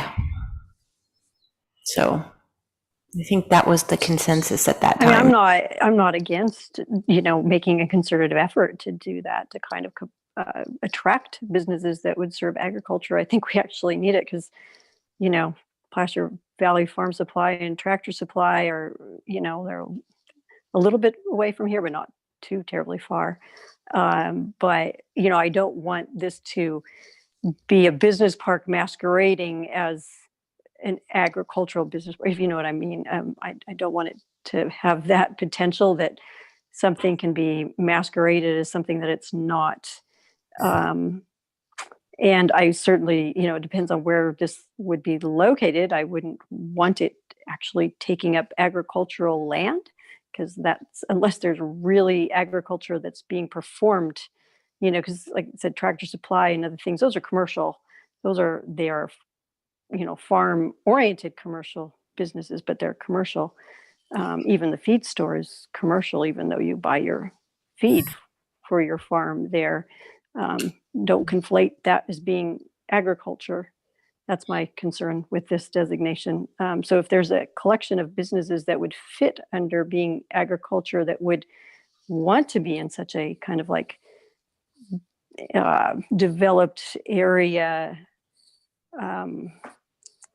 that, you know, is kind of pre-planned, if you will, I'd be interested in really getting a sense of what those businesses would be that are not just agriculture serving, but would fit into that kind of a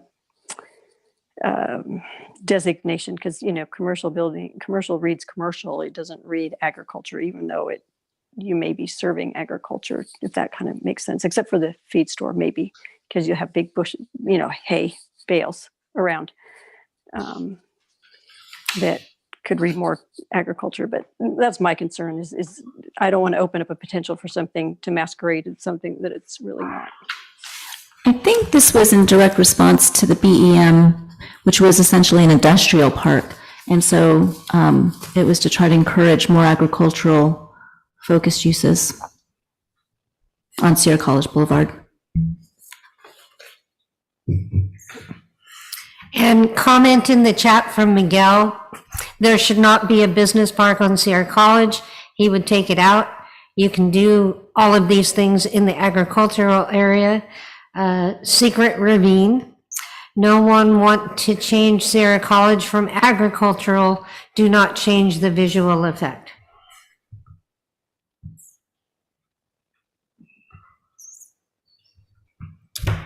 We're not So that recommending. applies to where it would be on the land use diagram, but at this point in time, it is only a recommended land use category.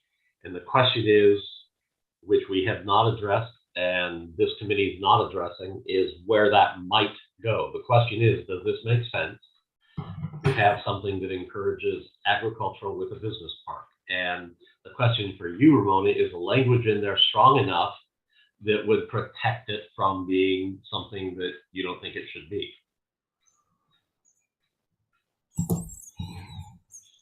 And there is no land that is potential to be designated this. So if the committee doesn't want it on there, we can take it out or leave it in. I do like that it is land, that the land use designation is intended for farm and agricultural businesses, uses with building of similar compatible architecture. So, I mean, having that it's intended for farm as well as a business tends to be on that intent of, I don't know if the language is strong enough, you know, or if you get down more into the details, like in something else that says what kind of mix is there going to be of farm business versus other agricultural related businesses. And that would be in the zoning code. If this goes forward, then the zoning code would be updated and that kind of detail goes in there. You know, because that I could see, you know, if you wanted to, in a sense, have a vineyard in a winery, but yet you'd also want to do supply maybe equipment for wine making or beer brewing, you know, and that would be a commercial use on your farm property that I may not necessarily, I don't know if it would necessarily be allowed in that sense. because, but it would make sense to be able to do that if you wanted to kind of be a wholesaler of equipment as well as do a farm or brew operation. I could see that if it's a smaller, if it's a portion of your business, but that may not necessarily be allowed in the current land use designation if you're in agriculture. So I could kind of see the merit of zoning that. code would define what uses would be allowed in a zone that was appropriate to that. At this point in time, this is a general plan, and that's all we're talking. We're not talking about specific uses that might be allowed, and that would come under the zoning code. Mm-hmm. So yeah, I mean, I'm okay with it as long as we can control for those kinds of things of, how much mix is agriculture business, ag business related things or commercial business versus farm. And yeah.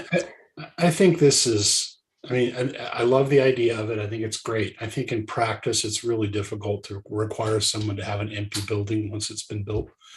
And I think the slope is slippery on this. I have worked in ag and business parks, farm and ag business parks before in Fresno. And it had everything from mail sorting to soil testing to welding verification labs, all of those things in something that ostensibly supported the agricultural industry, which is the primary industry in and around Fresno. So yes, but honestly, at the end of the day, if somebody has a building and it was intended for an ag use, and then somebody moves out, you're going to force the landlord to keep it open and vacant because they don't have another ag-based use to go in there. It just gets complicated. So your point is to remove this one, Mark? Is that your recommendation? Or maybe put some of these tenants in some of the other limited and light industrial that we have. I don't know. I'm just not seeing how the town makes this happen. I like the idea of it. I just don't know how the town makes it happen. Beth? So we used to have business park as a land use designation, correct? And now it's not in the table? Correct. No, it's not there. I thought we still had business park. No, I think we eliminated it. Did we totally? Yeah, we eliminated it. Oh, okay. So maybe that's how this, first, I think it's weird to have a land use designation and not have it shown anywhere on a map. True. I think that's inappropriate. But if we're going to have anything listed in the table, then maybe it's a combination business park / farm ag business park. So I asked the question, is there Out that anything in Loomis that you want a business park? We've eliminated the one, and I haven't heard any discussion that you want one anywhere else. Yeah, So I don't know where else it if would go. So if you don't want it, then I would remove this. I like the general concept, but I'm still confused about what could or couldn't go in and when it bleeds into plain old commercial, which I don't really want to just see that. So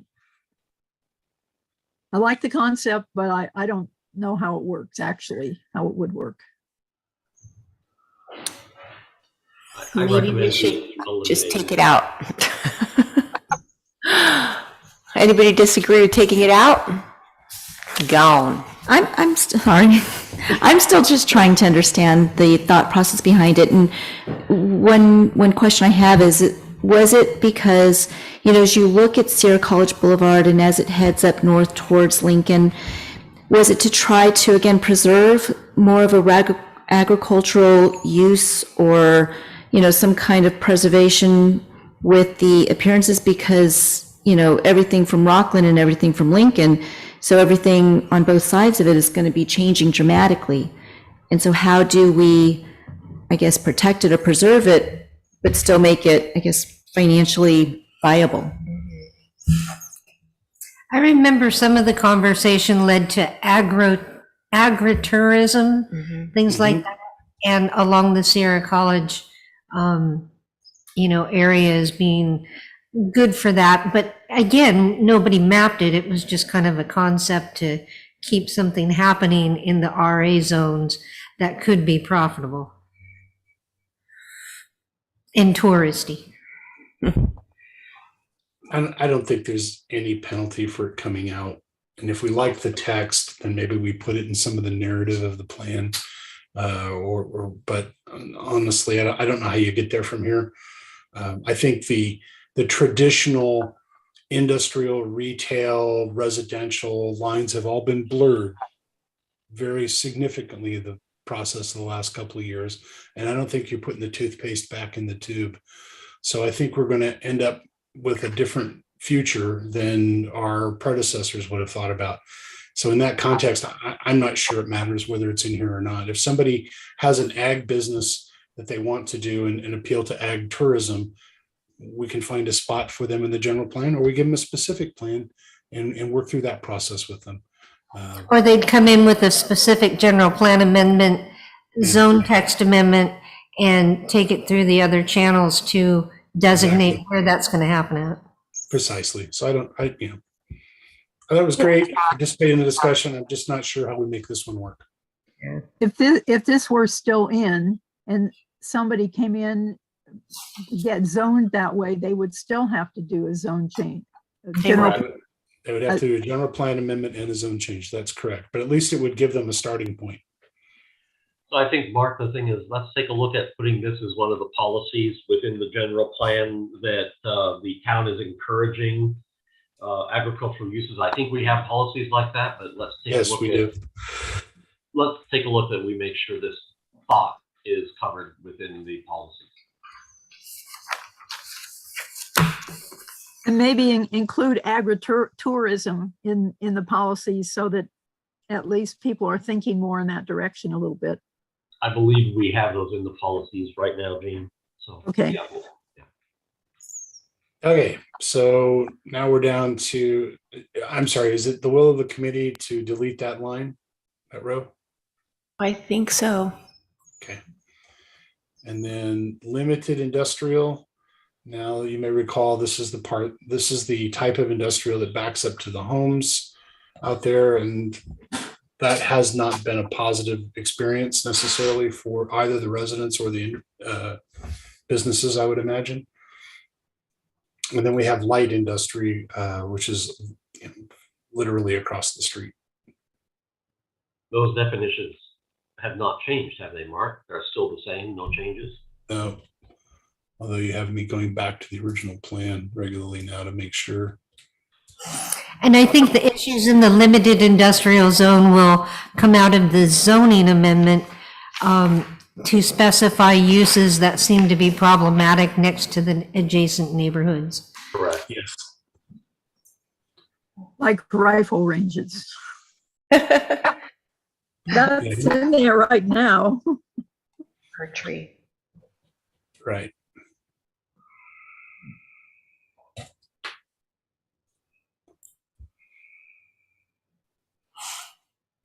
That site is mostly built out now. Correct. So were there other changes we were to look at again, Mark? Nope. Nope, that's it. And then the open space and conservation is an addition, correct? Yes. The one thing I'll note in the annotated text that we provided previously is some of these numbers don't match the text. So these are the numbers out of the table, but it doesn't match the write-up text that came with it. So if you go back to the original general plan, you'll see that there is a discrepancy between the narrative that describes what limited and light industrial are and the coverage. And I thought we had that discussion previously with the committee. Yeah, that's why they're here the way Yeah, they are. that's why they're there. Okay. All right, so looking down here, we have open space and conservation. This is something that was added. Should have shown up as added. And we discussed that already, right? Yeah. Yeah. I thought I thought tonight we were just going through things that there were questions that we wanted to come back and look at. We haven't talked about the addition of open space on this table. We didn't? I don't think so. We stopped talking about the table early on. So, We didn't get into the table at all, Andy. right. Okay, all right, sorry. But we may have talked about the text up above and I just moved it to the table. But Yeah, that's one of regardless, the things it's, we agreed to, yeah. yeah, it's a short paragraph. Let's take a look at it. I believe it was wordsmithed by this committee.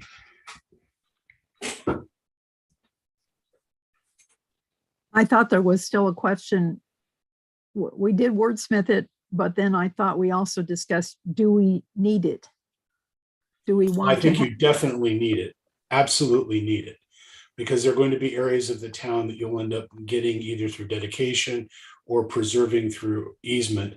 And you're going to want them to be open space and conservation and precluded from future development. So I think you definitely want to have a designation that precludes development such as slopes, wetlands, you name it. I think it's worthwhile. But so far, most of those things, Mark, are on within a parcel. They don't get separated. Eden Grove has a big chunk that is appropriately to be designated that way, a big chunk of land. That's true.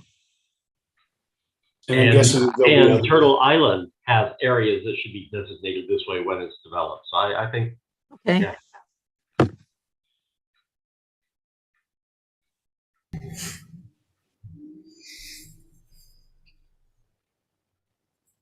Any grief with that?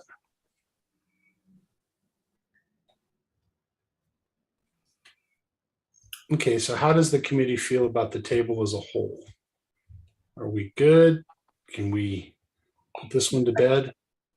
We just went through the whole thing, so. That's correct.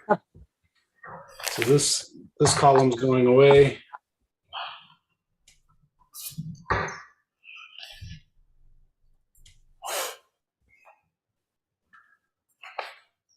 All that for one far. That's too funny. Okay. And Madam Chair, if everybody's comfortable with the table, if we can get a motion in a second. Before we do that, you put an asterisk on the table, for mixed use structures. Yes. But, so mixed use structures is defined, is in the definition. So do you need that asterisk? I think it's, Redundant. not really the same, Yeah. as the definition Yeah, is. we shouldn't do that, Mark. Take it out. All right. Since we have a definition. You got it.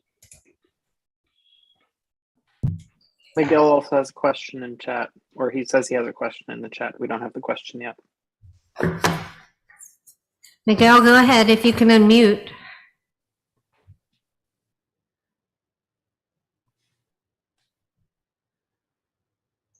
If not, type in the chat.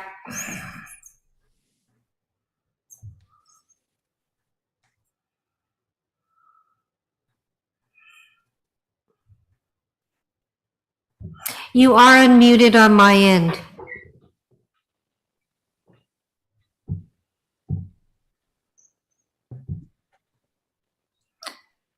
His question is, did we discuss Turtle Island zoning? Well, no, we're talking land use. And when the land use committee looked at Turtle Island, they decided to leave the land use designation the same. So that has not changed.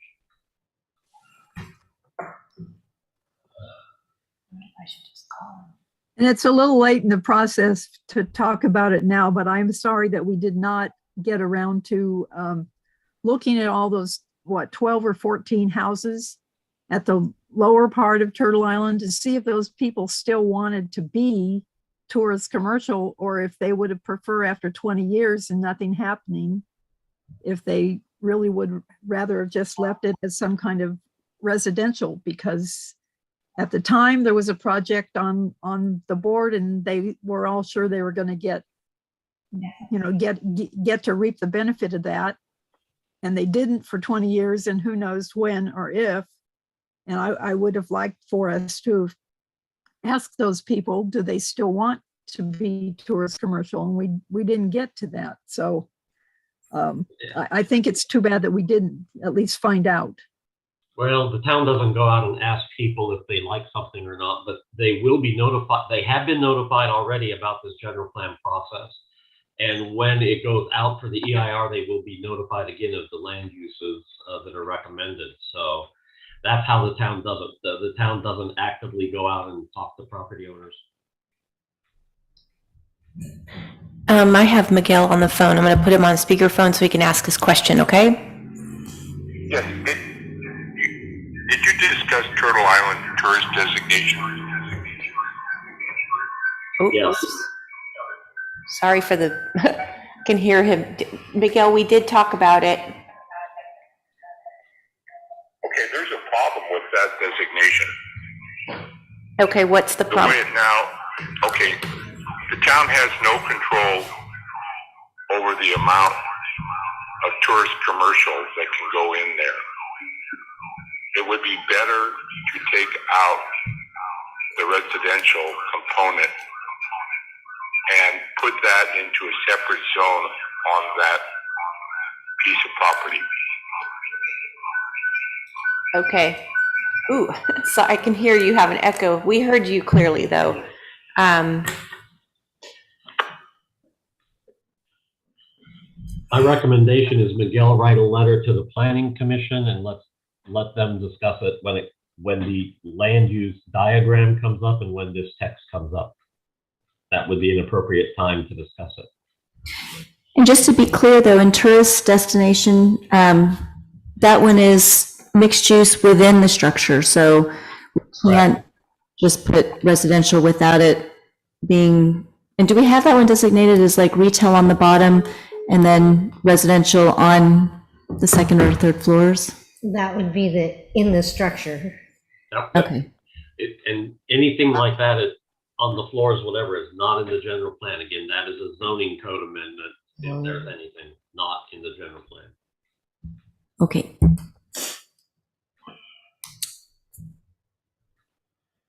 Okay, back to the table. Actually, so I think we need a motion to recommend the land use element is what we need. Say that again. You need a motion. Basically, to recommend to the planning commission the land use element as modified here in this document. In the, it's just the table though, right? We're looking at the whole land use element. The table is the last piece of the land use element we were looking at. What about the pages after this, up to page 14? We have a whole list of things that gives an says objective, but there's no language for us to even know what it is. Most of them I can figure out what it's meant, but you don't even tell us what the objective is. One of them, it doesn't even tell for what land use. I mean, for which place. I have a whole page of questions about the rest of this. I think the committee is probably okay with maybe a motion just on the table, but. All right, all right. I move to adopt the land use table. Second, Jean. Okay, let's stop. What is the table number, table 3.1? We have Yes. a motion to accept table 3.1. Bonnie, is that your motion? Yes. And who seconded that? Jean. Okay, I just wanted to make sure I had the wording right. Okay, so let's start with Bonnie London, Yes. Jean Wilson, Yes. Jan Clark Kretz, Yes. Beth Cohen, Yes. and Randy Elder. Randy had to leave. It was about 7:33. Okay, so we have a quorum with the 4 then, right? Correct. Okay, then we're done. Okay, Jean. Why don't you send your questions so that we can be ready to answer them at the Okay. next meeting, and I can start off that way. And And you will, in the meantime, somebody will write in what of the objectives are, that it just says that they're going to be filled in. At least the copy that I got of my reference copy. For instance, page 11, line 29, page 12, line 12. Anyway, there are 3, 4 of those things. I don't like to approve something I don't even have a chance to read. Nobody's asking you to do that. I'm not sure that the version you have matches what I have on the screen, Gene. Okay, I downloaded that one today that was in Mary Beth's email. That's the latest one that we were given. Well, I will make sure Mary Beth has this one that we've just. Mark, added. if you take a look there, line 21 doesn't have the objective. Right. So there's a couple of these that are placeholders. I agree. Those need to be wordsmith. I thought we'd gone through a couple of these pretty well. All right, no worries. Obviously, we'll take care of that. And didn't Jean, you had an objective that you talked about at the beginning of this meeting that you wanted added, and now I can't remember what it was. I don't remember now either. Well, there's some text up here that I'm recommending we go into an objective right here. With the building Clusters. plus, Yes. yeah, with clusters. To see about putting that back in and Mark said it belonged in, or it belonged someplace else down the line. Down the bottom.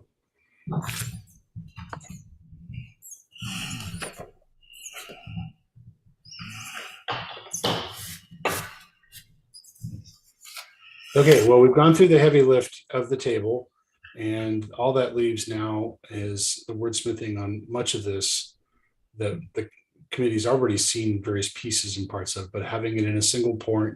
Anders and I will make sure that these are filled in, and there's two of them, and then we can take it from there. Okay, so then when will we meet again? Well, let's take a look at the calendar. We'll be looking at maybe 2 weeks from Thursday. Can we do it fast? Schedule? Mark, I guess there's some writing to be done, so I guess it needs to be 2 weeks. So So probably, 2 weeks, we're looking at the week of March 14th. do we want to go back to our Thursday or do we want to just keep it on Monday? Thursday works. I can do the 10th. Can you do the 10th? I have it on my calendar that we have a Or meeting. the week after that? Right? After that. Is that, you're right thinking, Christy, the week after the 10th? That week is the Planning Commissioners Academy in San Ramon, and unfortunately, I'm presenting at that academy. I am too. Yes, so neither of us can go to that meeting. Is there a reason we can't do the 10th? I'm I going won't to be be out there. of town. Oh, you're gonna be out of town. It doesn't matter. won't if be I'm the here or 10th. not. But Christy, you won't be there either on the 10th, No, right? I have another meeting that night. All right, well, that's why we can't do it the 10th. Can we do it sometime that week? How about Wednesday, the 9th? I won't be able to do that. No, me neither. Tuesday, the 8th? Yes. No, You have that's- town council. So that's town council. Oh, yeah. Monday the Sorry. 7th? Okay, let's go for the week of the 14th. I can do Monday or Tuesday of that week. I just can't do Wednesday through Friday of that week.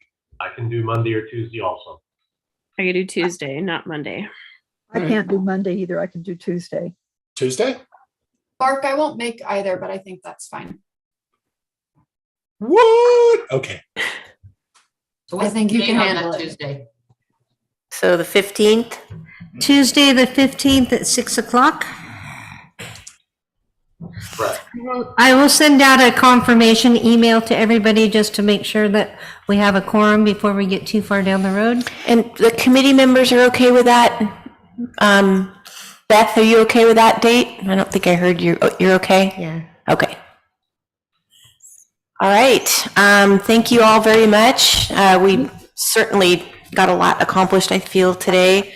I'm looking forward to meeting again on March 15th, and I will adjourn the meeting. Is there any other questions? Yeah, if you could let us know as soon as you can, which things specifically we're going to be looking at that night, so we can, as soon as we can get to it, and things can go as quickly and smoothly as possible to finish up.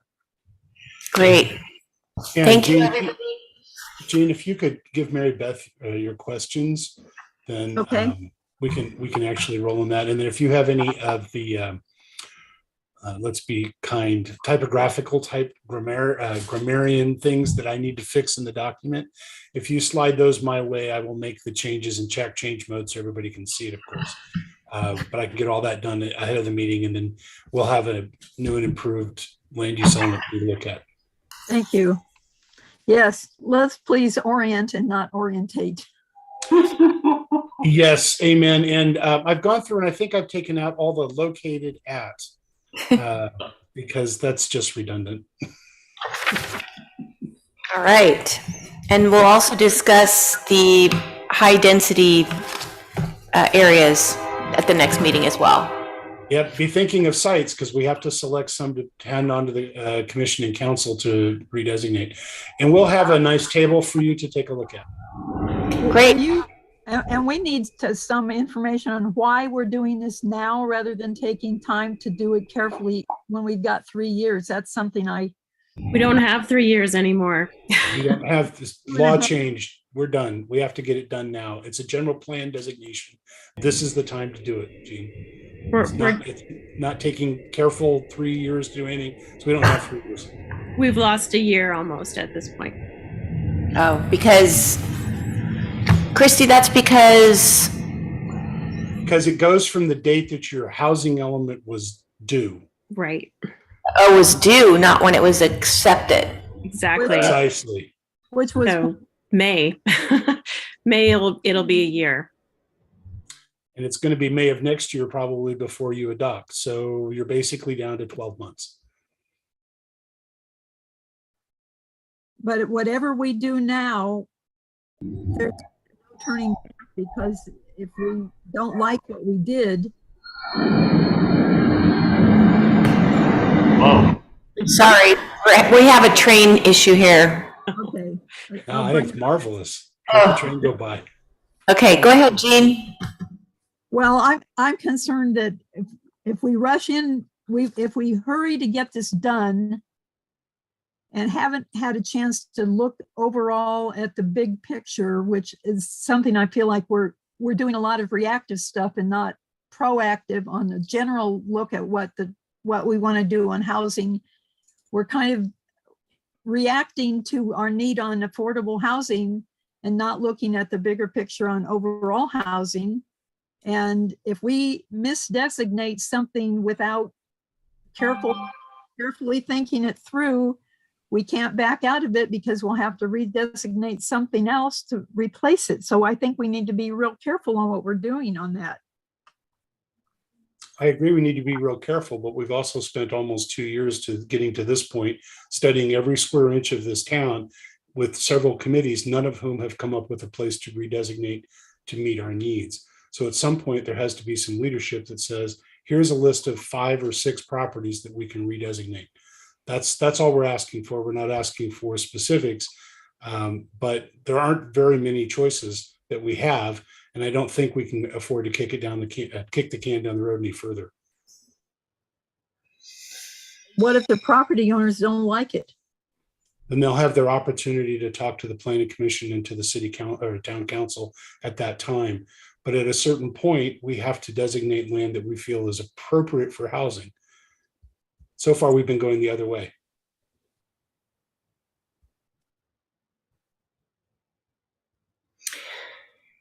I don't know, Jean, I feel like we've been pretty careful going along and, especially making sure that everybody's heard and, we haven't actually had a chance to really dive into this subject, which we will next time, but whatever we recommend will then go to the planning commission, and then we'll go to the council, obviously. But I'm speaking to you, me personally, I'm not rushing. No, I would never rush. I would never encourage any of us to rush. And I don't feel like we've been rushing. So, but I want you to feel comfortable. I want us all to feel comfortable because obviously it's super important, but it is something that we have to talk about. And there are how many circles how many land designations or parcels are we looking at? Is there 10 that's on the list? There's a number of options and you don't have to choose those options. Those are it's just a starting point to start that list, start thinking about what sites would. How many sites be are on the appropriate. map currently, Christy? Let's see, I've got about nine sites, Counting or not counting the churches? not counting churches. So would we be able to invite the property owners the way that we have with all of the other land use discussions? Because I mean, I really think they need to be a partner in this discussion. And they have been notified, right? Mary Beth? Andy, would you like to answer that? At this time, they haven't. We're asking you to take a look at the parcels that we have to narrow that down. Once we narrow it down, it goes to the commission. The commission, we will then notify people that it's being considered. But right now, you know, if you want all 9 to go forward, that's fine. But if you don't, but remember, it's going to go to the commission and we'll notify the property owners. Then the EIR comes out and it goes back to the commission. And then it goes to the council from there. So there's a lengthy process still to go. At this time, we're asking you as a committee to narrow that list down or expand the list from 9 to say, this is what we should consider. This is what the planning commission should consider for housing. And then it goes out for that review. It's so broad right now. We really need you to make a recommendation of where to go. But So if somebody really does not want us to consider that, we might choose it as one of our top 2 or 3 Right. sites. Yes, and this committee, you can do that. You can do that. And then we'll let the people know this is the list and where it is. And then the planning commission will make that choice in that process. But you as a committee, we're just looking for potential sites. We're not out there at this moment in time contacting individuals. When we tie it down, then we will contact individuals and say, you're being considered. Again, this committee is looking at it from an overall land use designation. Where is it best to have high density housing to meet our needs in the town of Loomis, irregardless of who owns the property? At this moment in time, what's best for the town in achieving our goals? And then definitely we'll be going out and talking to those people. But at this point in time, my guess is your committee is not going to recommend 9 parcels are appropriate for high density housing. And if that's the case and we narrow it down to 5, then we have 5 property owners to talk to. But for your committee, we're not going out to the public. We're not going out. I mean, this is all public discussion, but we're not going out to the individual property owners saying you're being considered at this point. We're just trying to get a list of where do we start. I guess I'm looking at experience of angry people Me too. out when they find out without being contacted ahead of time, how angry they are. Understand. I guess I'm confused why, again, I think it's courteous, and the town has been, very courteous in reaching out to the landowners about all of the other land use designations. I guess I'm confused why we're not doing the same for this one. I think in particular, affordable housing, it's even more contentious. Well, do we have a list that you're ready to say this is what we're going to go forward with? We don't even know. I mean, at this point in time, do we take the list that the other subcommittees have given us and say you're on the list? We would like to know what you think and where you would like to see it pursued, and then make sure that we contact those. But right now, it's a arbitrary list. We have no idea if this is what we should go forward with, and there may be more that you want to identify. We don't know what those are yet. So, Why can't we simply just send an invitation out to the 9 business owners? And I think the town even owns some of the land. But why can we please just send an invitation to the owners and let them know? It's not just 9 parcels. These are general areas. So that area might contain multiple parcels. What we're looking at is, are those areas appropriate? It's more than just 9 people. So again, the job of our committee is to recommend. We are Correct. not approving these pieces of land. So maybe that is something to ponder, as we prepare for the meeting coming up in a couple weeks. We are not approving anything. We're just recommending areas where we think that land use would be better off with high density or not. Correct. And the planning commission will then take it under discussion. And definitely the town will go out and reach out to any property owners that are being considered by the commission. Will we have some idea of how many units might fit on certain areas, or are we just picking numbers and I this don't point in time, understand we're- how it's going to work. At this point in time, we're looking at areas of land in the town of Loomis that seem to be appropriate for high-density housing.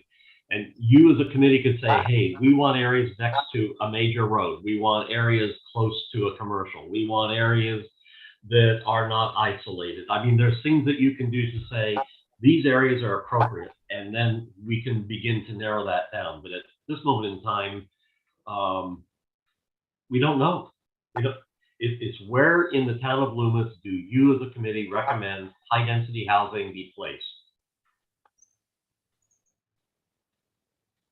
So that we can begin to do the things that you're asking the staff to do. And until we have it tied down, we don't have a whole lot of direction. We're looking for your direction.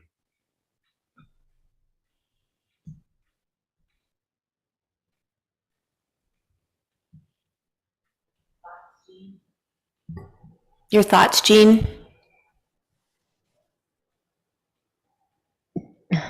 This is Bonnie again. I mean, I think my goal is that I don't want to just change the land use designation to meet HCD's requirements. I mean, I think I would like to see actual production, and with affordable housing, actual production will only happen if there are partners in place. And I think that there's usually some criteria that some of the nonprofit affordable housing developers usually need, such as if it's near, transit corridors, or if it's near retail shopping. So I think if we can have also maybe some of that criteria to help us guide in that decision making, that would be helpful.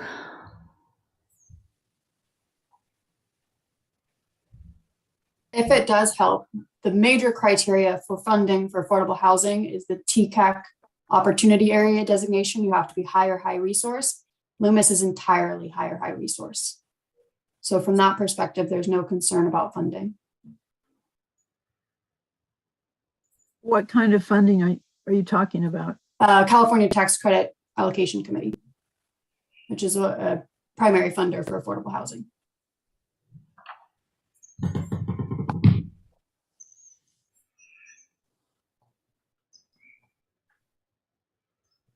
I think we need to be very careful that we're talking about adding high density housing to the town. We're not talking about adding affordable housing. That's a different discussion. Right? So we're looking at where it might be appropriate to add more people per acre, not necessarily their income levels. But I think the issue is that HCD has told us that affordable and high density are pretty much the same. For them, that's really all that they're looking for. And what we're trying to achieve is our RHNA numbers. I understand that. However, it's defined in state law, not by HCD, what our minimum density is, and that's where we need to hit. So we need to develop that designation in those lands somewhere within our general plan that we want them to go. If they end up being affordable housing, that's awesome. That's great if that's what's supposed to happen there. But at the end of the day, this is high density development. So That's what's going that on. will be discussed at the next meeting. So give some consideration to those criteria and other criteria you would like to use to help refine where those locations would be in the town of Loomis. And if I'm understanding it right, once we kind of have that list from you guys, that's the better time to actually reach out to various landowners. Because if we do it now preemptively, we may only target these 9, and the other people that that you guys may identify at the next meeting, they're going to feel as though they were blindsided because other people were notified and they're not. And if you follow Jan's comment that at this point in time as a committee, what you are doing is you are merely, and I don't say this lightly, but you're merely recommending areas and parcels to be considered. You're not approving anything. You're not at the point to send out to, if you send it out to 9 and you guys point out 15, the rest of them are going to be, the final 6 are going to be really irritated that they did not have an opportunity to come forward. I think if you listen to Jan and you think about it over the next 2 weeks, really genuinely speaking, where do you see some areas, in addition to what the other committees have pointed out, that you think would be areas to consider? Because at that point in time, that's a really much more viable list to move forward with, to contacting property owners, seeing what the fit is, and seeing even how it fall into Bonnie's next selection, which is, do these areas, do they want to be partners in this? If that makes sense. Yeah, because basically there are 9 areas that we have notated on the paperwork, but we could come up with 4 or 5 more during our discussion at our next meeting. Exactly. So then the formality Follows then that. goes to the planning commission, and at that point, those people will be notified. Correct. Does that make- Then we're going to be dealing with EIRs and what you guys might take a look at. An EIR might say this absolutely will not work there. So it's really, it's much more difficult, which I think you guys should be really thankful that you are not approving anything, even at the next meeting. You are really just taking a really educated look at the areas of around town and where can we see doing something that none of us want to do. Because really, nobody really wants it here. But how do we make it work? I have the map with the circles on it. Do we have addresses or something for these someplace?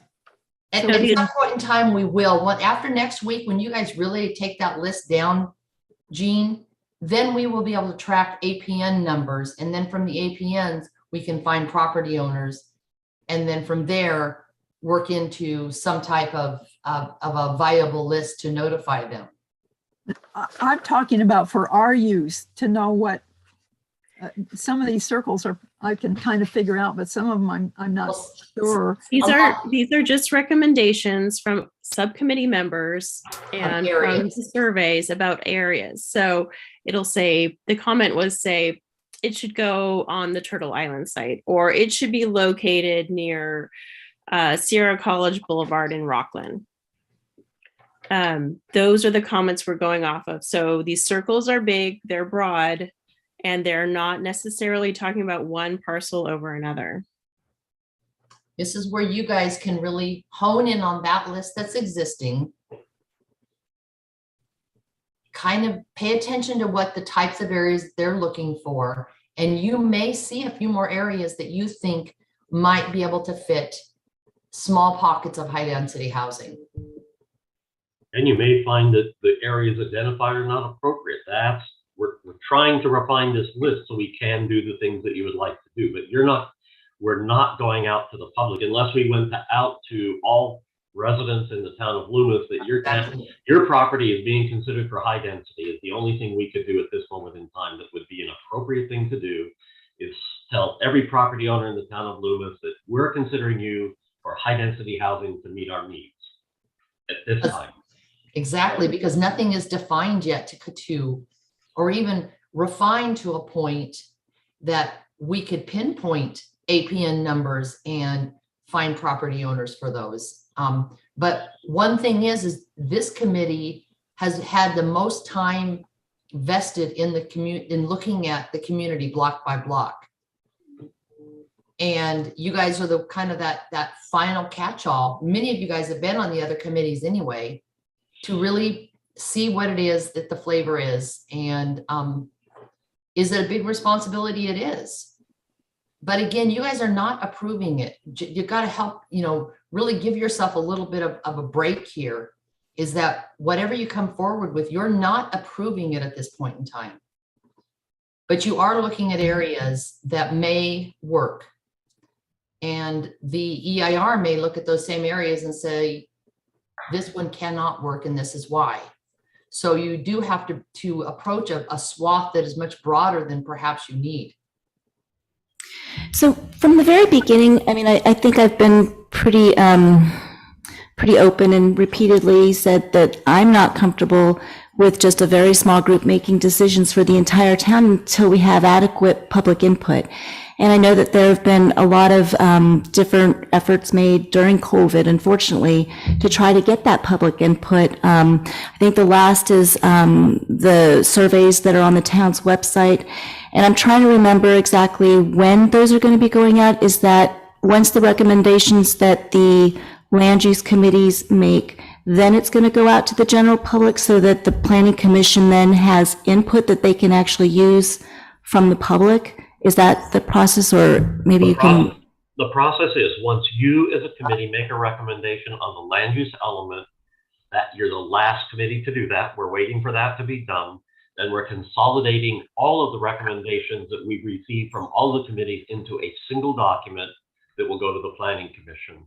Once that single document is produced, we will take down the existing survey, put up a new survey saying the committees recommended to the planning commission the following modifications to the general plan, including land use, and that will go up on the survey at that point in time, Bonnie.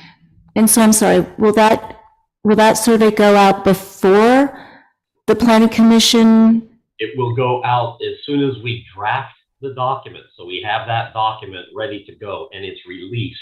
Then the survey will go out so that the community, the planning commission, all have the same document to comment on. So in an answer, Bonnie, yes, it'll go out before the planning commission makes. Okay, thank you. I have a very quick question.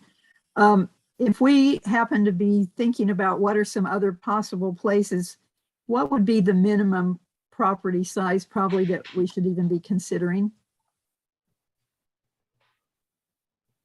Lucy, what's the HCD minimum? I think 2 acres. 2.2 is what we need. But what's the minimum parcel size? that Minimum HCD parcel will- size. Oh, half an acre. That's what I remembered. Okay. Minimum half, maximum 10.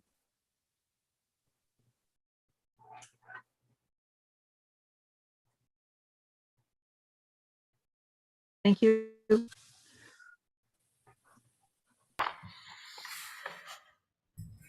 Any other questions, committee members, as we set ourselves up for the next meeting? A lot of homework. Anybody have any other comments or concerns or questions? Bonnie? Yeah, you're okay? Okay. Jean, you okay? Yes, if we think of something, do you want us to just bring it to that meeting, or you want to send it in ahead of time? Send it in ahead of time if you can, so that then we're prepared to have a discussion and we can share that information with the whole committee. Okay, And if it's prior to the meeting, make it the week before the meeting. Not the day of. Distributed with the package. Otherwise, have your notes ready at the meeting and not distributed to the committee. Is everybody comfortable with where we're at? Okay. Looks like then we'll be meeting on the 15th, which is a Tuesday night at 6 o'clock. And it is sure to be, I'm sure, a really wonderful discussion, and we'll look forward to diving down that road. All right, let's adjourn. It's 8:36. Thank you for your time. Thank you. Thank you. Good night, everybody. Good night.